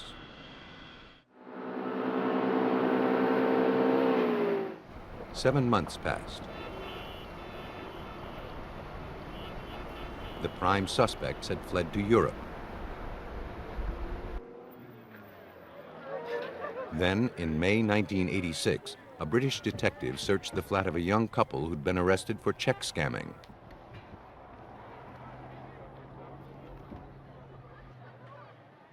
Browsing through a box of their love letters, he realized that they were guilty of more than fraud. The lovers had planned a murder. The letters and diary told a far different story than either Jens or Elizabeth had shared with police back in Virginia. Elizabeth had loathed her parents and their smothering involvement in her life. She particularly resented their intent to separate her from Jens. She wanted them dead. Would it be possible to hypnotize my parents, she wrote, do voodoo on them, will them to death? Why won't my parents just lie down and die? I despise them so much. Jens wrote that he was willing to help concoct a scheme to pull it off. A constable from Scotland Yard contacted Detective Gardner. And he says, I understand you may be interested in Jens Soring or Elizabeth Haysom. And I'm going, yeah? All the time, you know, I'm sliding up in the chair a little bit more. And he says, were her parents murdered?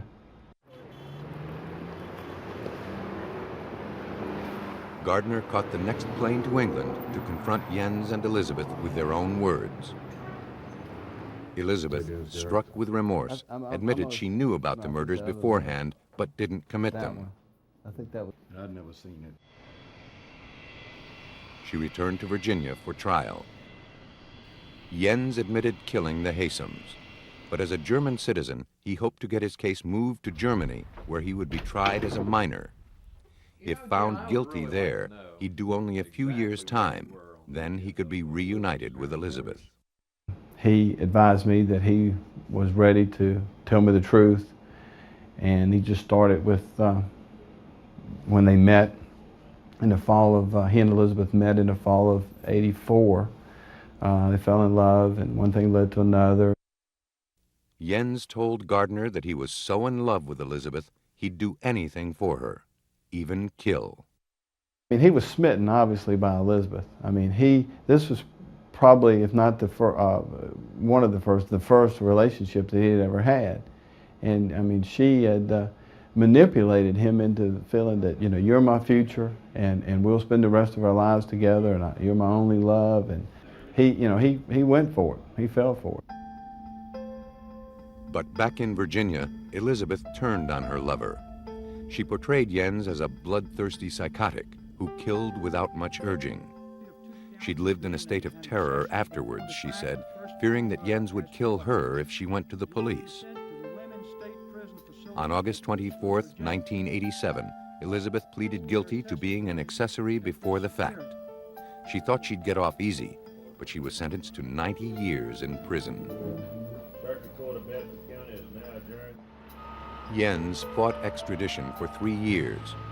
Then the United Kingdom agreed to extradite him when Virginia promised it would not seek the death penalty if he were found guilty. When it was clear Jens was to face hard time in the States, he changed his story, pinning the murders on Elizabeth. He claimed that the roles of killer and accessory were reversed. Elizabeth had killed her parents while he stayed in Washington. He'd lied about it until now to protect her. Jens was a good storyteller, but forensics would provide the definitive account.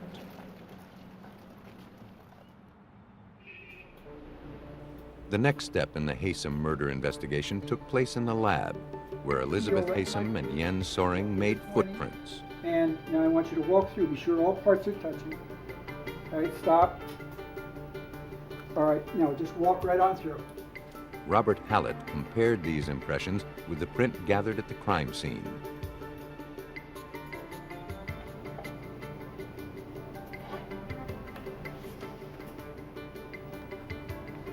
Transparencies were made of the prints. Hallett drew parallel lines through each image to compare them. A distinguishing feature appeared on the photograph of the bloody print. The ball of the killer's foot formed a plateau between the second and third toes. Following the line, Hallett found a striking similarity with Soring's footprint. It exactly touched those same two positions on the impression of Jens Soring. However, when that parallel line, keeping it equidistant all the way across, came to this position for Elizabeth Haysom, the pad, metatarsal pad, was significantly below, quite a bit below. Elizabeth's print didn't have this feature and was eliminated. Hallett tested Jens's print further. This is the impression that we're trying to determine as to who made. And I've placed an overlay over it, the right foot of Jens Soring, placement of the toes, metatarsal pad, the ball of the foot, the arch, and the heel, all exactly match. There were no differences. In Hallett's opinion, Jens Soring had left the print. The foot that made that impression was either that foot by Jens Soring or someone that had a foot exactly like his, and I've never seen such a condition to exist.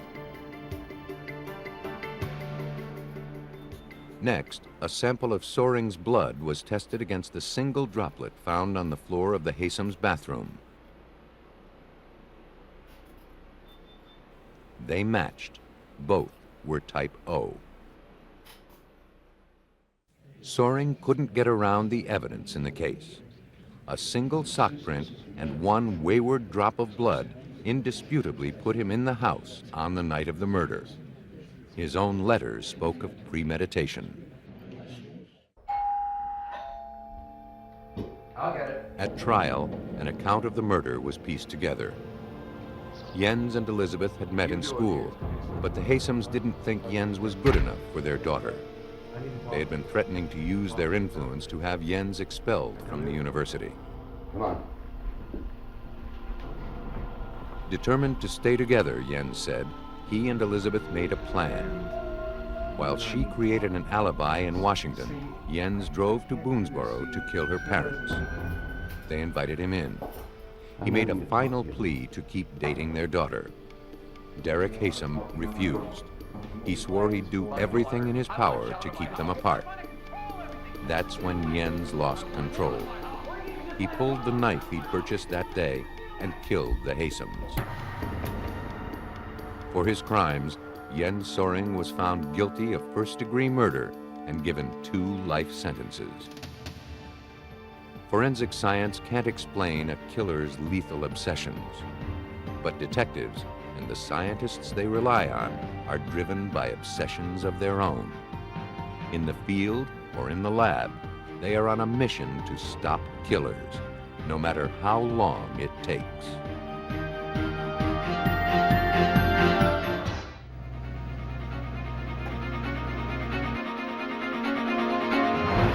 Police find a frozen body in the Arizona desert. The chilling discovery sends investigators searching for more victims. A small town, a brutal murder, and a killer who could be anywhere. When all leads are exhausted, the investigation focuses on a blurry surveillance photo. When a young mother disappears, detectives are left with few clues. But slowly, the evidence begins to point to a dangerous and twisted predator. A lack of clues may cool down a hot investigation, but there's no statute of limitations on murder. Months or even years may pass before forensics can spark a fire under these cold cases.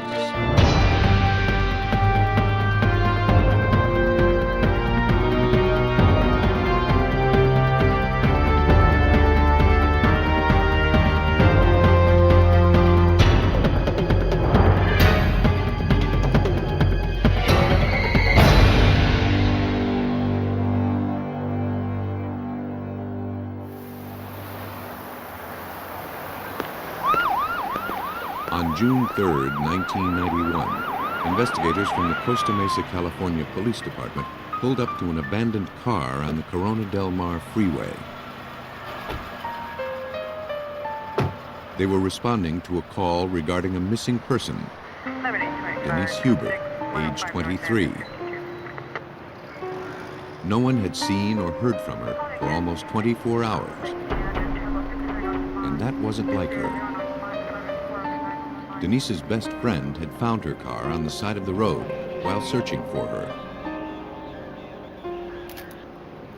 Investigators examined it closely, but aside from a flat tire, nothing seemed amiss.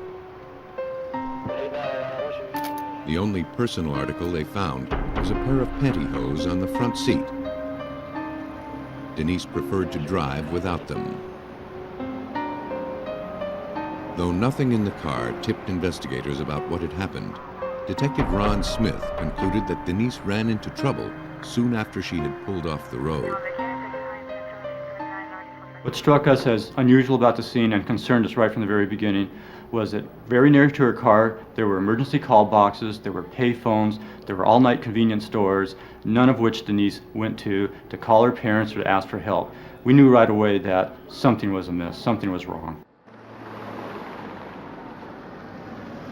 The last person who saw Denise was her date from the night before.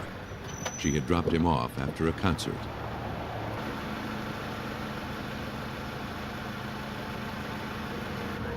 Denise never made it home. Bright, popular, just graduated from college, she wasn't the type to worry her parents by going off without a call or note. Her family and friends started to look for her the next morning. After recovering her car, the Costa Mesa police launched a massive search for Denise Huber. They notified law enforcement agencies across the country. They followed up every clue, every lead. Denise's friends and family put up posters and appeared on news programs begging for information. As the months and years passed, the tips dried up. But police kept Denise's case open and as active as they could.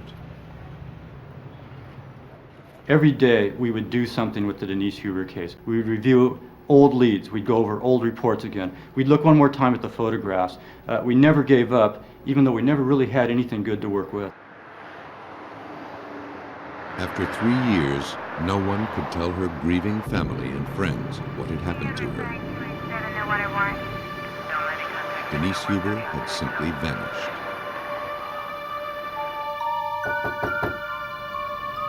Meanwhile, more than 300 miles away in Arizona's Prescott Valley, authorities were grappling with a mystery of their own.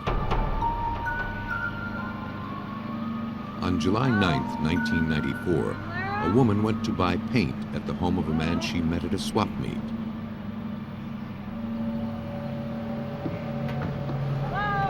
While she waited for him, she noticed a padlocked rental truck and the paint and chemical cans cluttering his yard. She thought they looked out of place for such a respectable neighborhood and wondered if any laws were being broken.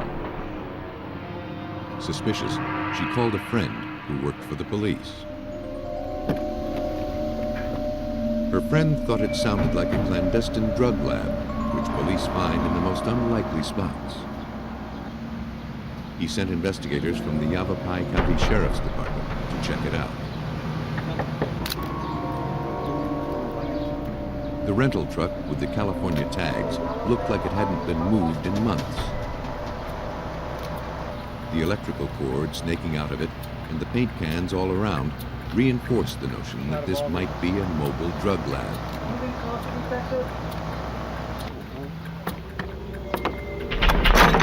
A check of the tag showed the truck had been stolen. Armed with a warrant, police cautiously opened the cargo door. Inside was a freezer. Ready, guys? We're opening up. Not knowing what it might contain, they suited up in protective gear. Plastic bags obscured the contents, but at the bottom of the freezer lay a pool of frozen blood. Carefully moving the bags aside, the officers expected to find nothing more than a deer. Instead, Lieutenant Scott Masher uncovered a horrific mystery. Initially, when we opened the black bags and could tell that we had a human, a frozen body with handcuffs behind the back, ice crystals. It was grim. The homeowner still hadn't returned, so police ran the license plates on the white pickup, also parked in the driveway. The owner was identified as John Joseph Famolaro. Within an hour, Famolaro and his mother pulled up to the house. Sheriff's deputies took Famolaro into custody. charging him with stealing the rental truck. They were anxious to find out more about the body in the freezer.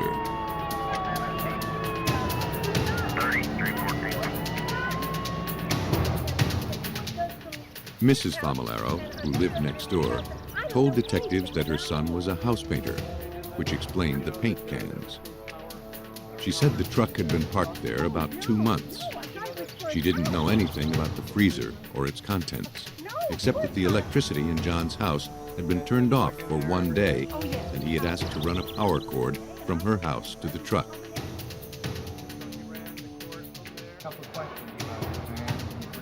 At the police station, Famolaro was polite but uncooperative. He refused to answer any questions and asked to see his lawyer. Without any assistance from their suspect, investigators would have to rely on physical evidence at the scene to identify the body in the freezer and to find out how it got there. They charged Famolaro with homicide. The next day, warrant in hand, investigators entered Famolaro's house, hoping to find information about the victim in the freezer. In its frozen condition, they couldn't even discern the victim's gender. Look through these things on the chair. Famolaro's house was crammed with his belongings. This was the home of a man who never threw anything away.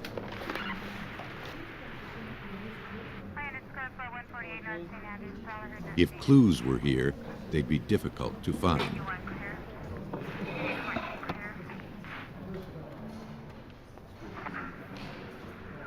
After more than 2 weeks of searching, investigators found several promising clues. The first was a set of handcuff keys that matched the cuffs on the victim. Bag it and tag it. Okay. The next clue took investigators by surprise. 2 complete Los Angeles County Sheriff's Department uniforms.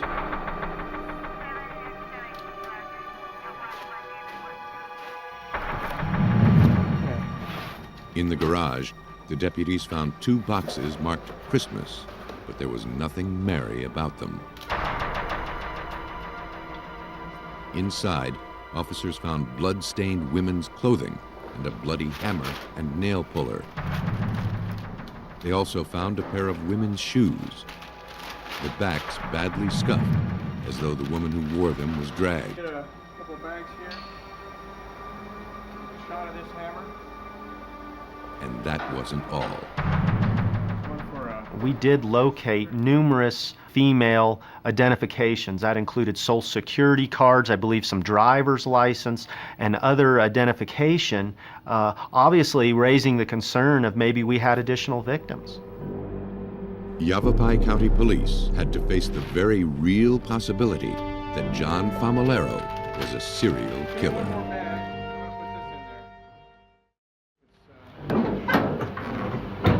Arizona investigators looking into a murder had every reason to believe that there may be more than one victim. To test that theory, investigators brought in cadaver dogs to locate more bodies on John Famolaro's property. The dogs, trained to detect the slightest whiff of decay, alerted their handlers several times.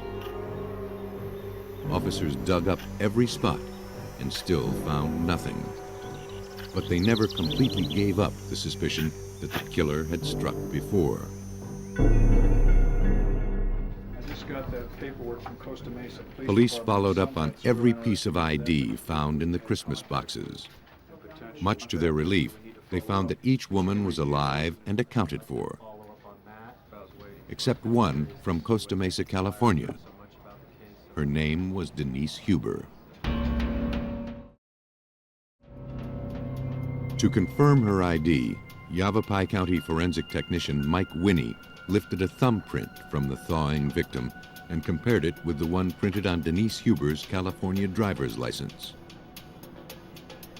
The prints matched, identifying Huber as the victim. To authorities in Arizona, the name meant nothing. But to Costa Mesa detective Ron Smith, It was the news he had waited 3 anxious years to hear.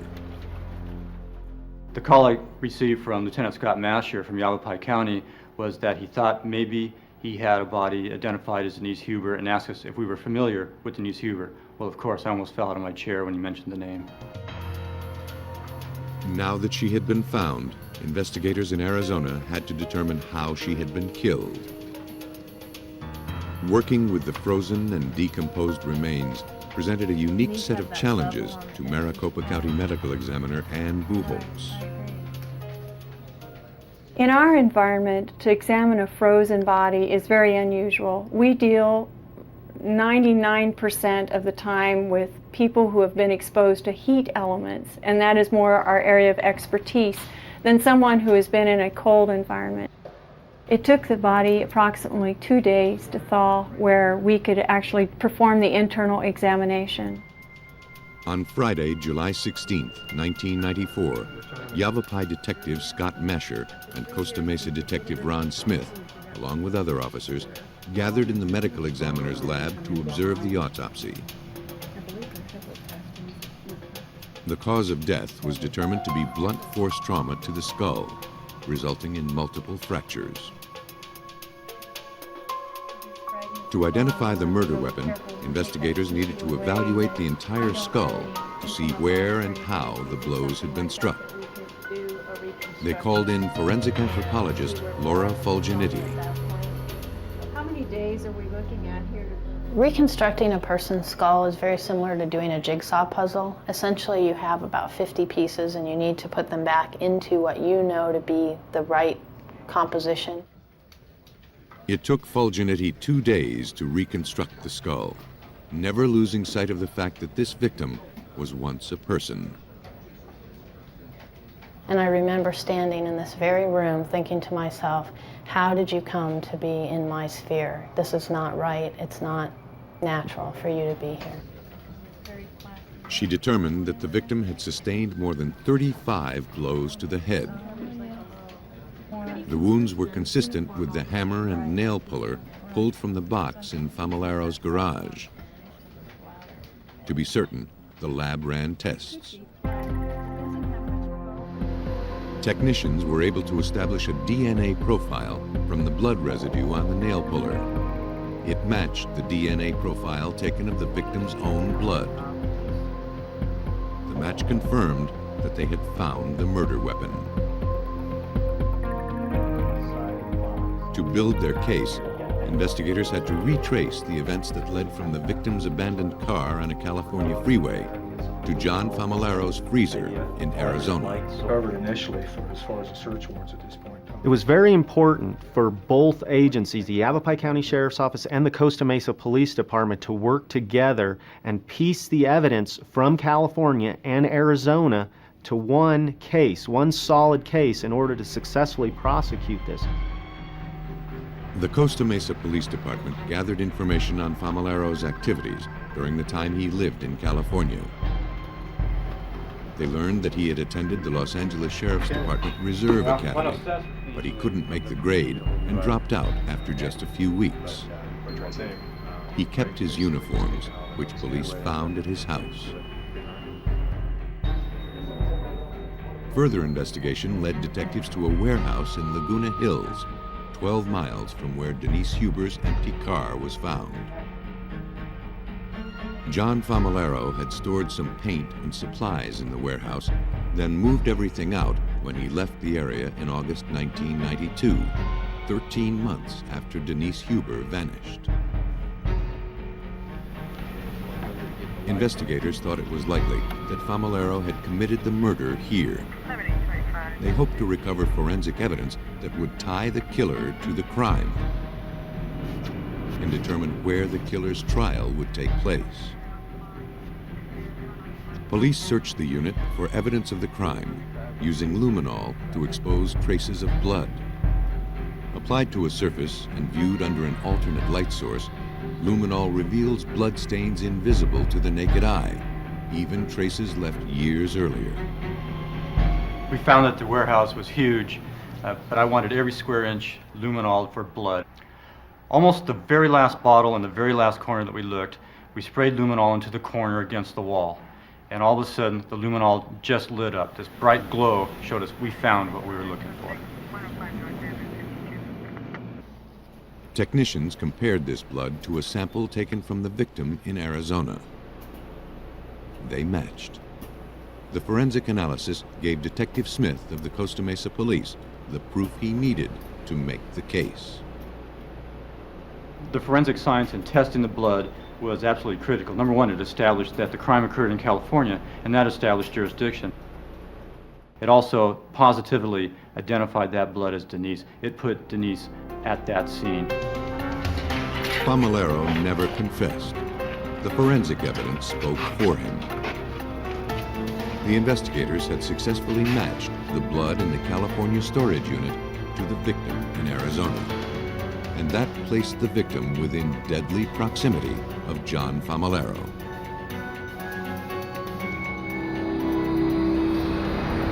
Authorities believe that Huber pulled off the road with a flat tire.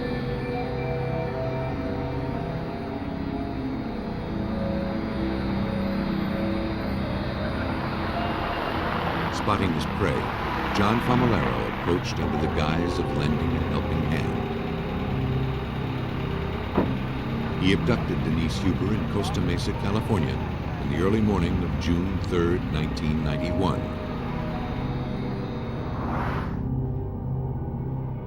Famularo murdered her sometime later,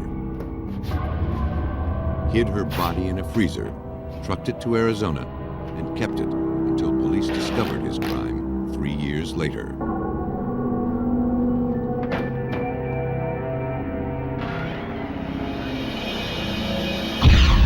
John Famularo was sentenced to death. He awaits execution on California's death row. Famularo hid his crime by keeping the body close to him. Other killers are not so conniving, but they can be equally elusive. It was a December evening in 1990. Peggy Phillips wondered why her husband Dean was taking so long to lock up the laundrette they owned in Ozona, Texas. It was just next door, but he'd been gone 20 minutes.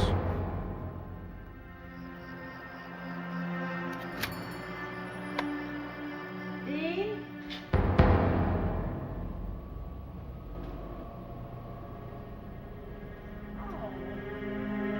She found him lying on the floor, bleeding and barely conscious.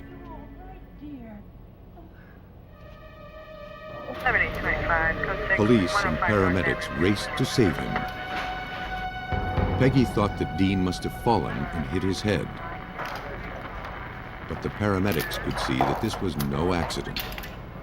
Dean Phillips had been beaten nearly to death. Peggy watched as the paramedics loaded her husband into the ambulance. It was the last time she saw him alive. Dean Phillips died early the next morning, December 26th. The cause of death? Blunt force trauma to the head.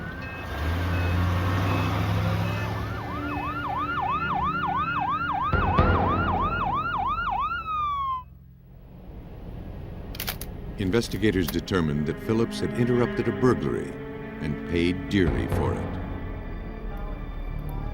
They found only one hard clue, a single fingerprint lifted from a coin box left on the floor. They sent the print to the Texas Department of Public Safety. Like small-town police departments all over Texas, the Ozona police depended on the DPS crime lab for forensic services. This time, though, the Department of Public Safety came up empty. The coin box fingerprint didn't match anything they had on file. News of Dean Phillips's death spread through Ozona. Crockett County Chief Deputy Sheriff Alton Davis was determined to catch the criminal who had shattered the quiet of this little town. We've got a population of probably 3,000 to 4,000 people, so it's a small town. Everybody knows everybody, and it was a real shock to the community that something like this could happen in Ozona. The community stepped forward to help the investigation.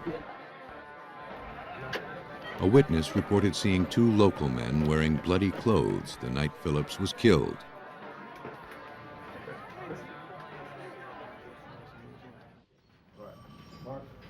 A warrant was obtained, and their bloody clothes were confiscated before they had time to launder them. Brought in for questioning, the men claimed they were hunters and that the blood was from a deer they had poached. Last night we had a very serious Investigators were skeptical until they got confirmation from the DPS crime lab. Let's get to the question. What time did you The get blood the call? was indeed from a deer, 10:30. and the men's fingerprints didn't match the one lifted from the coin box at Phillips's laundry.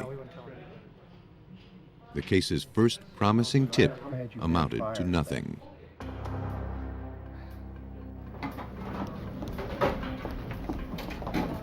A clerk at a convenience store right off the interstate gave investigators their next lead. Got a couple of minutes I can talk to you? Yes. A man came in an hour before the murder and asked where the laundrette was. And we're just checking the neighborhood. She described him as stocky, with dirty blonde hair and a t-shirt with radio call letters. Oh, yeah? Oh, what time was that? He drove a beat-up blue van with a green door on the passenger side. There may have been a passenger in the van. Investigators hope to see the suspect on the store's surveillance tape. Okay, good. Okay. Okay? Listen, you have a good evening. Thanks a lot. But the security camera was old. The man's face was a blur. Neither the DPS nor the FBI could enhance the image electronically.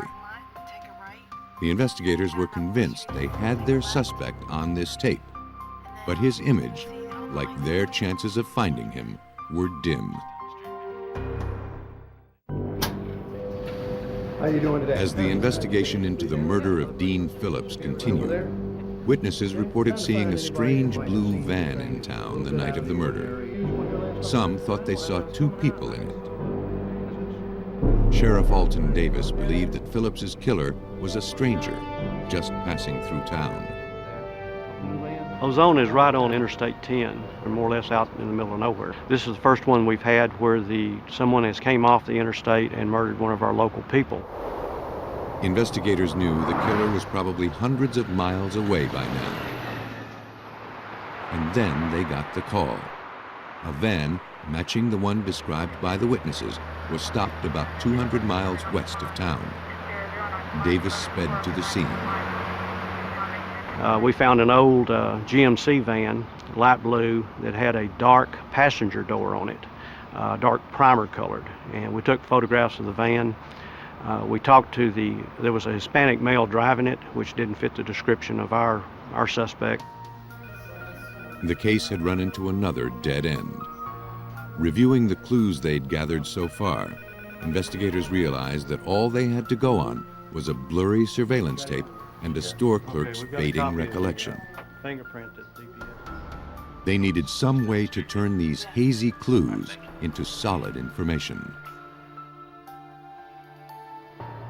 Then they recalled Karen Taylor, an experienced forensic artist with the Special Crimes Service of the Texas DPS. Taylor had worked with the Ozona police on missing persons cases. She is a pioneer in the forensic art and science of facial reconstruction, developing witnesses' vague descriptions into recognizable faces of criminal suspects. My function is to take some bit of information from a crime that occurs, produce some sort of a visual image that can be put out in the media, and hopefully it will trigger additional information that can be used to connect the crime to the victim or connect the crime to the suspect. Ozona police sent Taylor stills taken from the videotape. But after she had evaluated the black and white photos, she wasn't sure she'd be able to help. So I had a look at those stills to see just what I could determine about the face. It was very blurry, the quality was pretty poor, so I could see that there wasn't much likelihood we could enhance that video electronically, and it would probably boil down to my trying to just do some sort of a sketch based on what I could see.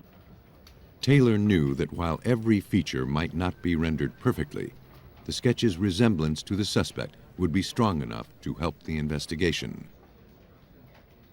Well, after years of doing this, I've come to believe that the most important thing to capture in a face for a forensic artist to trigger recognition is getting the proportions right. Each of the component parts in a face, each of the features, the eyes, nose, mouth, is important, but it's not as important as the arrangement of those features on a face. Taylor wasn't sure the image had enough information for her to work from. Then she noticed a feature she'd overlooked: the store clerk. She had talked with the suspect face to face.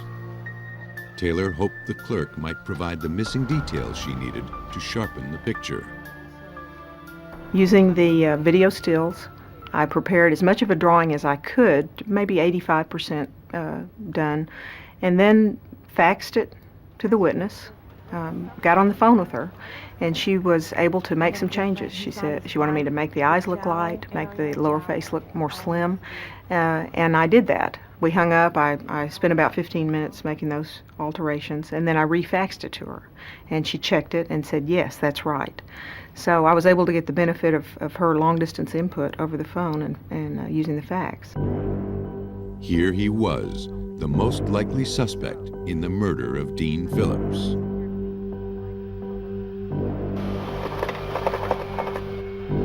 The Crockett County Sheriff's Office prepared a crime bulletin. Karen Taylor's drawing of the suspect's face was circulated across the country and to every radio station where someone might recognize the call letters on the suspect's shirt.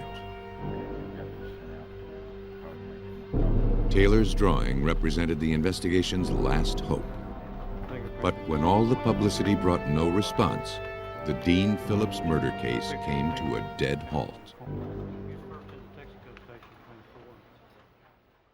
The beating death of Dean Phillips looked like it was destined to go unsolved. Sheriff Alton Davis and his team had exhausted their last leads.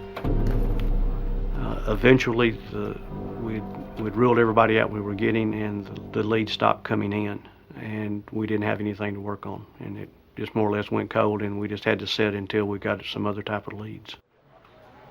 5 years came and went without another clue or lead. But Peggy Phillips was determined to bring her husband's murderer to justice. She contacted a television crime show and asked if they'd run her story. In August 1996, just over 5.5 years after Phillips was killed, the TV show aired the story of his murder and featured Karen Taylor's drawing. That's what got the phones ringing. From around the country, viewers called in leads. Texas Ranger Jerry Byrne fielded the calls and directed the investigation. One tip led him to Paul Wesley Taylor, a convict at Utah's minimum security prison in Draper. Ranger Byrne contacted Draper Prison and asked for Taylor's records and a photograph. When he saw it, Byrne felt that at last they had tracked down their suspect. The photograph of Paul Wesley Taylor was nearly identical to a composite drawing that a DPS artist had conducted back in 1991. Initially, I felt like it was too good to be true. Byrne sent Taylor's records and fingerprint card to the DPS. They matched Taylor's right ring finger with the coin box fingerprint. After years without progress, this was a giant step forward. Investigators went back to the original set of clues, looking for more connections to the suspect. They found out that Taylor's brother worked at a radio station with the call letters seen on Taylor's shirt. They were now certain Paul Wesley Taylor was involved with the murder of Dean Phillips. But they wanted to know about the van's passenger, a witness or possibly an accomplice to Phillips's murder. Taylor's arrest records showed that his girlfriend had been with him at the time of his arrest in Georgia. Georgia authorities located the woman. Her answers filled the remaining gaps in the case against Taylor. She told Ranger Byrne that they had traveled through Texas during December 1990, and that Taylor had pulled up outside of a laundrette and gone in. She saw him fighting, and he returned to the van with blood on his shirt. And she certainly didn't know that anyone had been killed. He never said that he killed her? She led investigators to a field where Taylor had ditched his bloody clothes, along with a stolen coin box. They now had a credible witness who placed Taylor in the laundrette at the time of the murder. Utah extradited Paul Wesley Taylor back to Texas. On September 15, 1998, nearly 8 years after the killing, he pled guilty to the capital murder of Dean Phillips. On the 21st, he was sentenced to life in prison.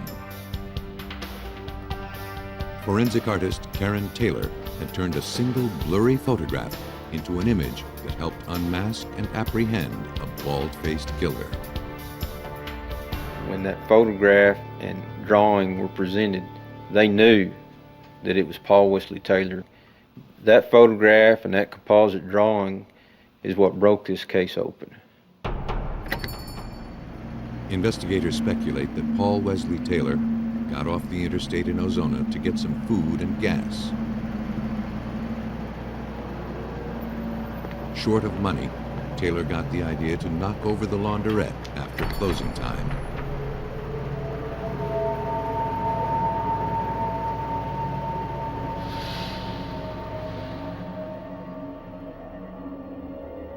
Dean Phillips was in the wrong place at the wrong time. In other cases, tragedy stalks its victims. August 16, 1989, Joe Gilbreth finished work and arrived at his home in Villanau, Georgia. He was looking forward to spending the evening with his baby girl, Amber, and his wife, Nikia.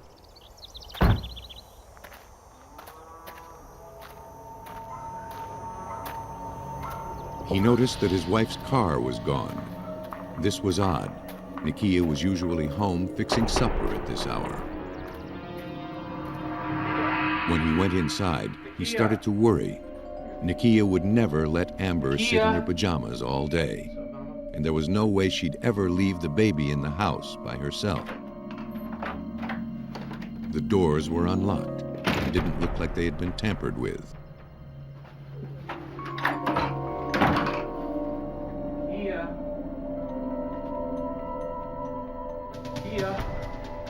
When Nikia's family told Joe they hadn't heard from her, he called the police.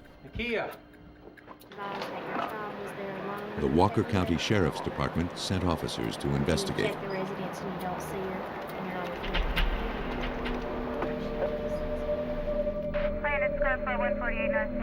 phone. Joe and his mother-in-law reported 3 missing items: a blue telephone cord that had been ripped from the wall, a bedspread that had a sheet stitched to one side, and all of Nikia's underwear. Based on what he found in the house, Detective Pat Bedford believed that Nikia Gilbreth's disappearance was more sinister than the simple missing persons case he was originally sent to investigate. My first impressions are, she was taken out of here bound. Somebody forcibly was taking her from this residence. When you tie that into the fact that it was realized that a whole drawer full of her undergarments and lingerie was missing, it makes you think that we're dealing with a serious crime here. Checked around, see if there's anything missing by chance. Took a shower. Joe Gilbreth told the police that the day had started like any other. I checked all the house and I could. The alarm went off at 5:30. Joe got up and got ready for work. Nikia went back to bed. And by 6 a.m., the house was quiet. Joe and the baby were the last to have seen Nikia. A squad car was stationed at the house in case she might return, but Nikia never came home.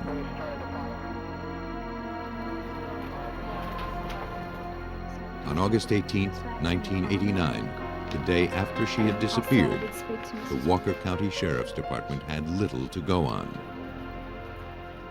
We got a tragedy here. We got a problem. At first, no good leads to follow up on. Her car had not been located. She had not been located. Didn't appear to have any leads from talking to neighbors and searching the immediate area. We had nothing at that point. But that soon changed when Nikia's mother found her daughter's car abandoned on a logging road a half-mile north of the Gilbreth house. Investigators hoped they'd find clues to help locate her. Technicians raised fingerprints all over the car, but they belonged to members of the Gilbreth family. Officers found indications of a second car parked next to Nikia's. It was an ominous sign, but the tire impression wasn't distinct enough to photograph or print. Nikia's mother noted that the baby quilt Nikia always kept in the back seat was missing, and that was it. Nothing at the scene offered a clue of what had happened to Nikia or where she might be now. Still, her family held out hope that she'd come back to them unharmed. Though investigators believed she was a victim of foul play, they had no evidence and no suspects. Joe had passed a polygraph indicating that he wasn't involved. All they had were a few missing items and an abandoned car, but still no sign of Nikia.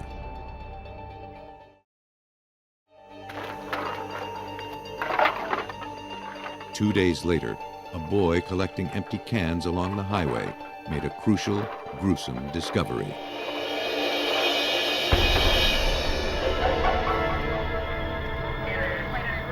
The body was too decomposed for a positive visual ID, though it was a white female about Nikia's size, with the clothes and jewelry Joe had described. Dental records confirmed everyone's worst fears. The autopsy determined that Nikia had died from asphyxiation. The examination also revealed marks around her wrists and ankles, marks that could have been made with telephone cord. But there was no other significant forensic evidence. No hairs or fibers, no fingerprints on the body. Nothing that might dictate the investigation's next step. Investigators considered a number of suspects, but none of them panned out. Leads dried up. The case went cold. Unfortunately, we were going nowhere in the case. We had no good leads, no good suspects. Any tips that we got, we did everything from roadblocks, car to car, house to house, door to door searches, searched the area thoroughly. We weren't able to really locate anything that was helping us. Several months went by and we really weren't making any progress in solving this case. You cannot let something like this go on. You've got to be able to solve this case. Then, 4 months after Nikia Gilbreth disappeared, investigators heard about a similar case in nearby Gordon County. A young woman was abducted by an intruder while her child slept. For 14 hours, he forced her to model lingerie for him and assaulted her repeatedly. Then, he brought her back home. Before police could identify the woman's assailant, the case took a bizarre turn. The investigation into the death of Nikia Gilbreth had led to a similar account of a woman's abduction. The connection was weak, but it was their only lead. 2 days after the assault, the woman's father reported to police that he saw a strange man drop off a Christmas tree at her house.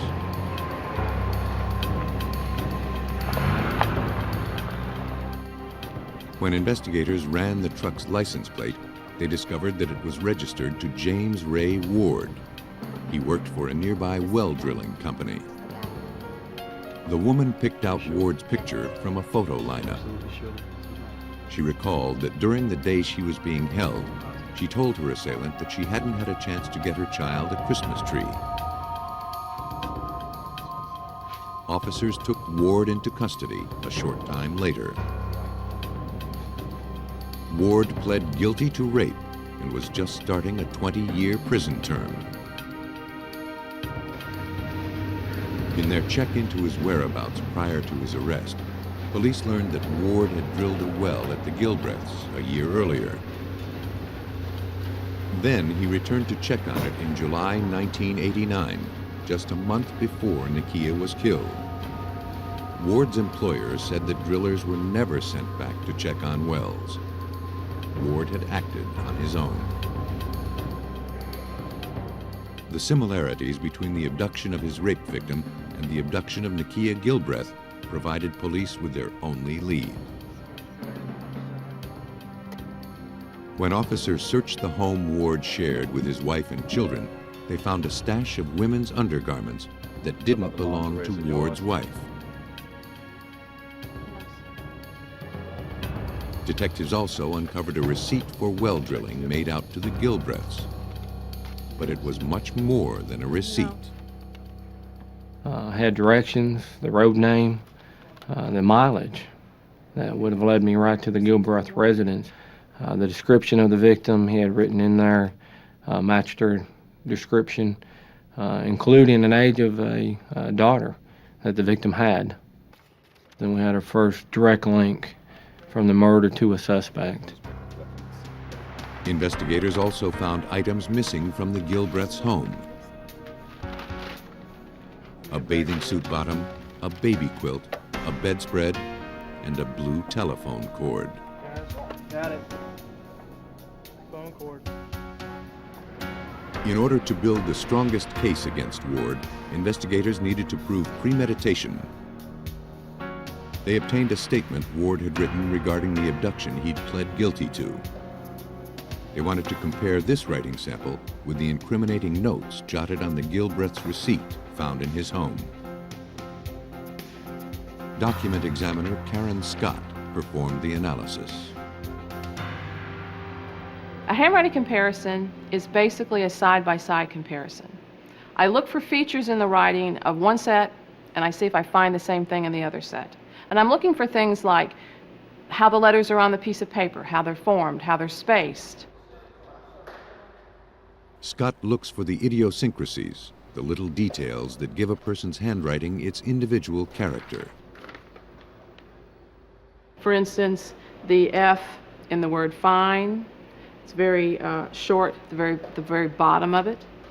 The D in the word road and side are written opposite the way people are taught. Staff first and then the round part. While this is not in and of itself a unique just to this writer, it is not the way it was taught to be done. After comparing the note with Ward's known handwriting, Scott was confident that both documents were written by the same person. Investigators then examined the bedspread, quilt, and bathing suit bottom found in Ward's house. Nakia's mother supplied the matching top, which she found in the Gilbreth's home. Because hundreds of identical bathing suits were manufactured and sold, the prosecution had to prove that the bottom found at Ward's and the top found at the Gilbreth's were parts of the same suit. To make that assessment, the lab had to compare the amount of fiber wear on both parts of the suit. They concluded that the bottom matched the top. The suit belonged to Nakia Gilbreth. The investigation turned to the other two items, the bedspread and the baby quilt. Before she even put them under a microscope, trace evidence technician Terry Santamaria recognized their significance. I knew that these types of bedspreads did not come commercially from the manufacturer with a sheet sewn to it, so I knew that the item had been altered by somebody. After determining that, I then examined the baby quilt. When I pulled the baby quilt out, I immediately recognized that this was homemade. Santa Maria called Detective Bedford. These two items, the bedspread and the blanket, were absolutely unique, one-of-a-kind items. They were a direct link from the suspect's home back to the victim. This evidence completed the case against James Ray Ward. At Ward's trial, Nikia's mother-in-law testified that she had stitched the sheet onto the bedspread to cover the rough cloth and had sewn the baby quilt for her granddaughter. The only way that they could have come into Ward's possession was if he had gone into the Gilbreth home and Nikia's car and taken them. Ward never confessed, but based on the evidence, investigators pieced together a scenario for the murder. On the morning of August 17th, Ward watched Joe Gilbreth leave for work. When he saw it was safe, he entered the Gilbreth home and abducted Nikia. I believe he pulled the telephone wires and the cord away from the wall. I believe he bound her, wrapped her in the quilt, and on the way out the door also took a drawer full of her underwear and lingerie as a trophy. Prosecutors called Ward a meticulous, organized stalker with a perverted mind. Investigators speculated that he fantasized that the women he was assaulting liked him. That might explain why he returned to place a Christmas tree at the door of one of his victims' homes. Jurors convicted him of murder, and in July 1991, after deliberating just 3 hours, he was sentenced to death for murdering Nikia Gilbreth. When the leads disappear and an investigation stalls, that doesn't mean a case is closed. In a homicide, investigators have an arsenal of forensic techniques and all the time in the world to catch the killer.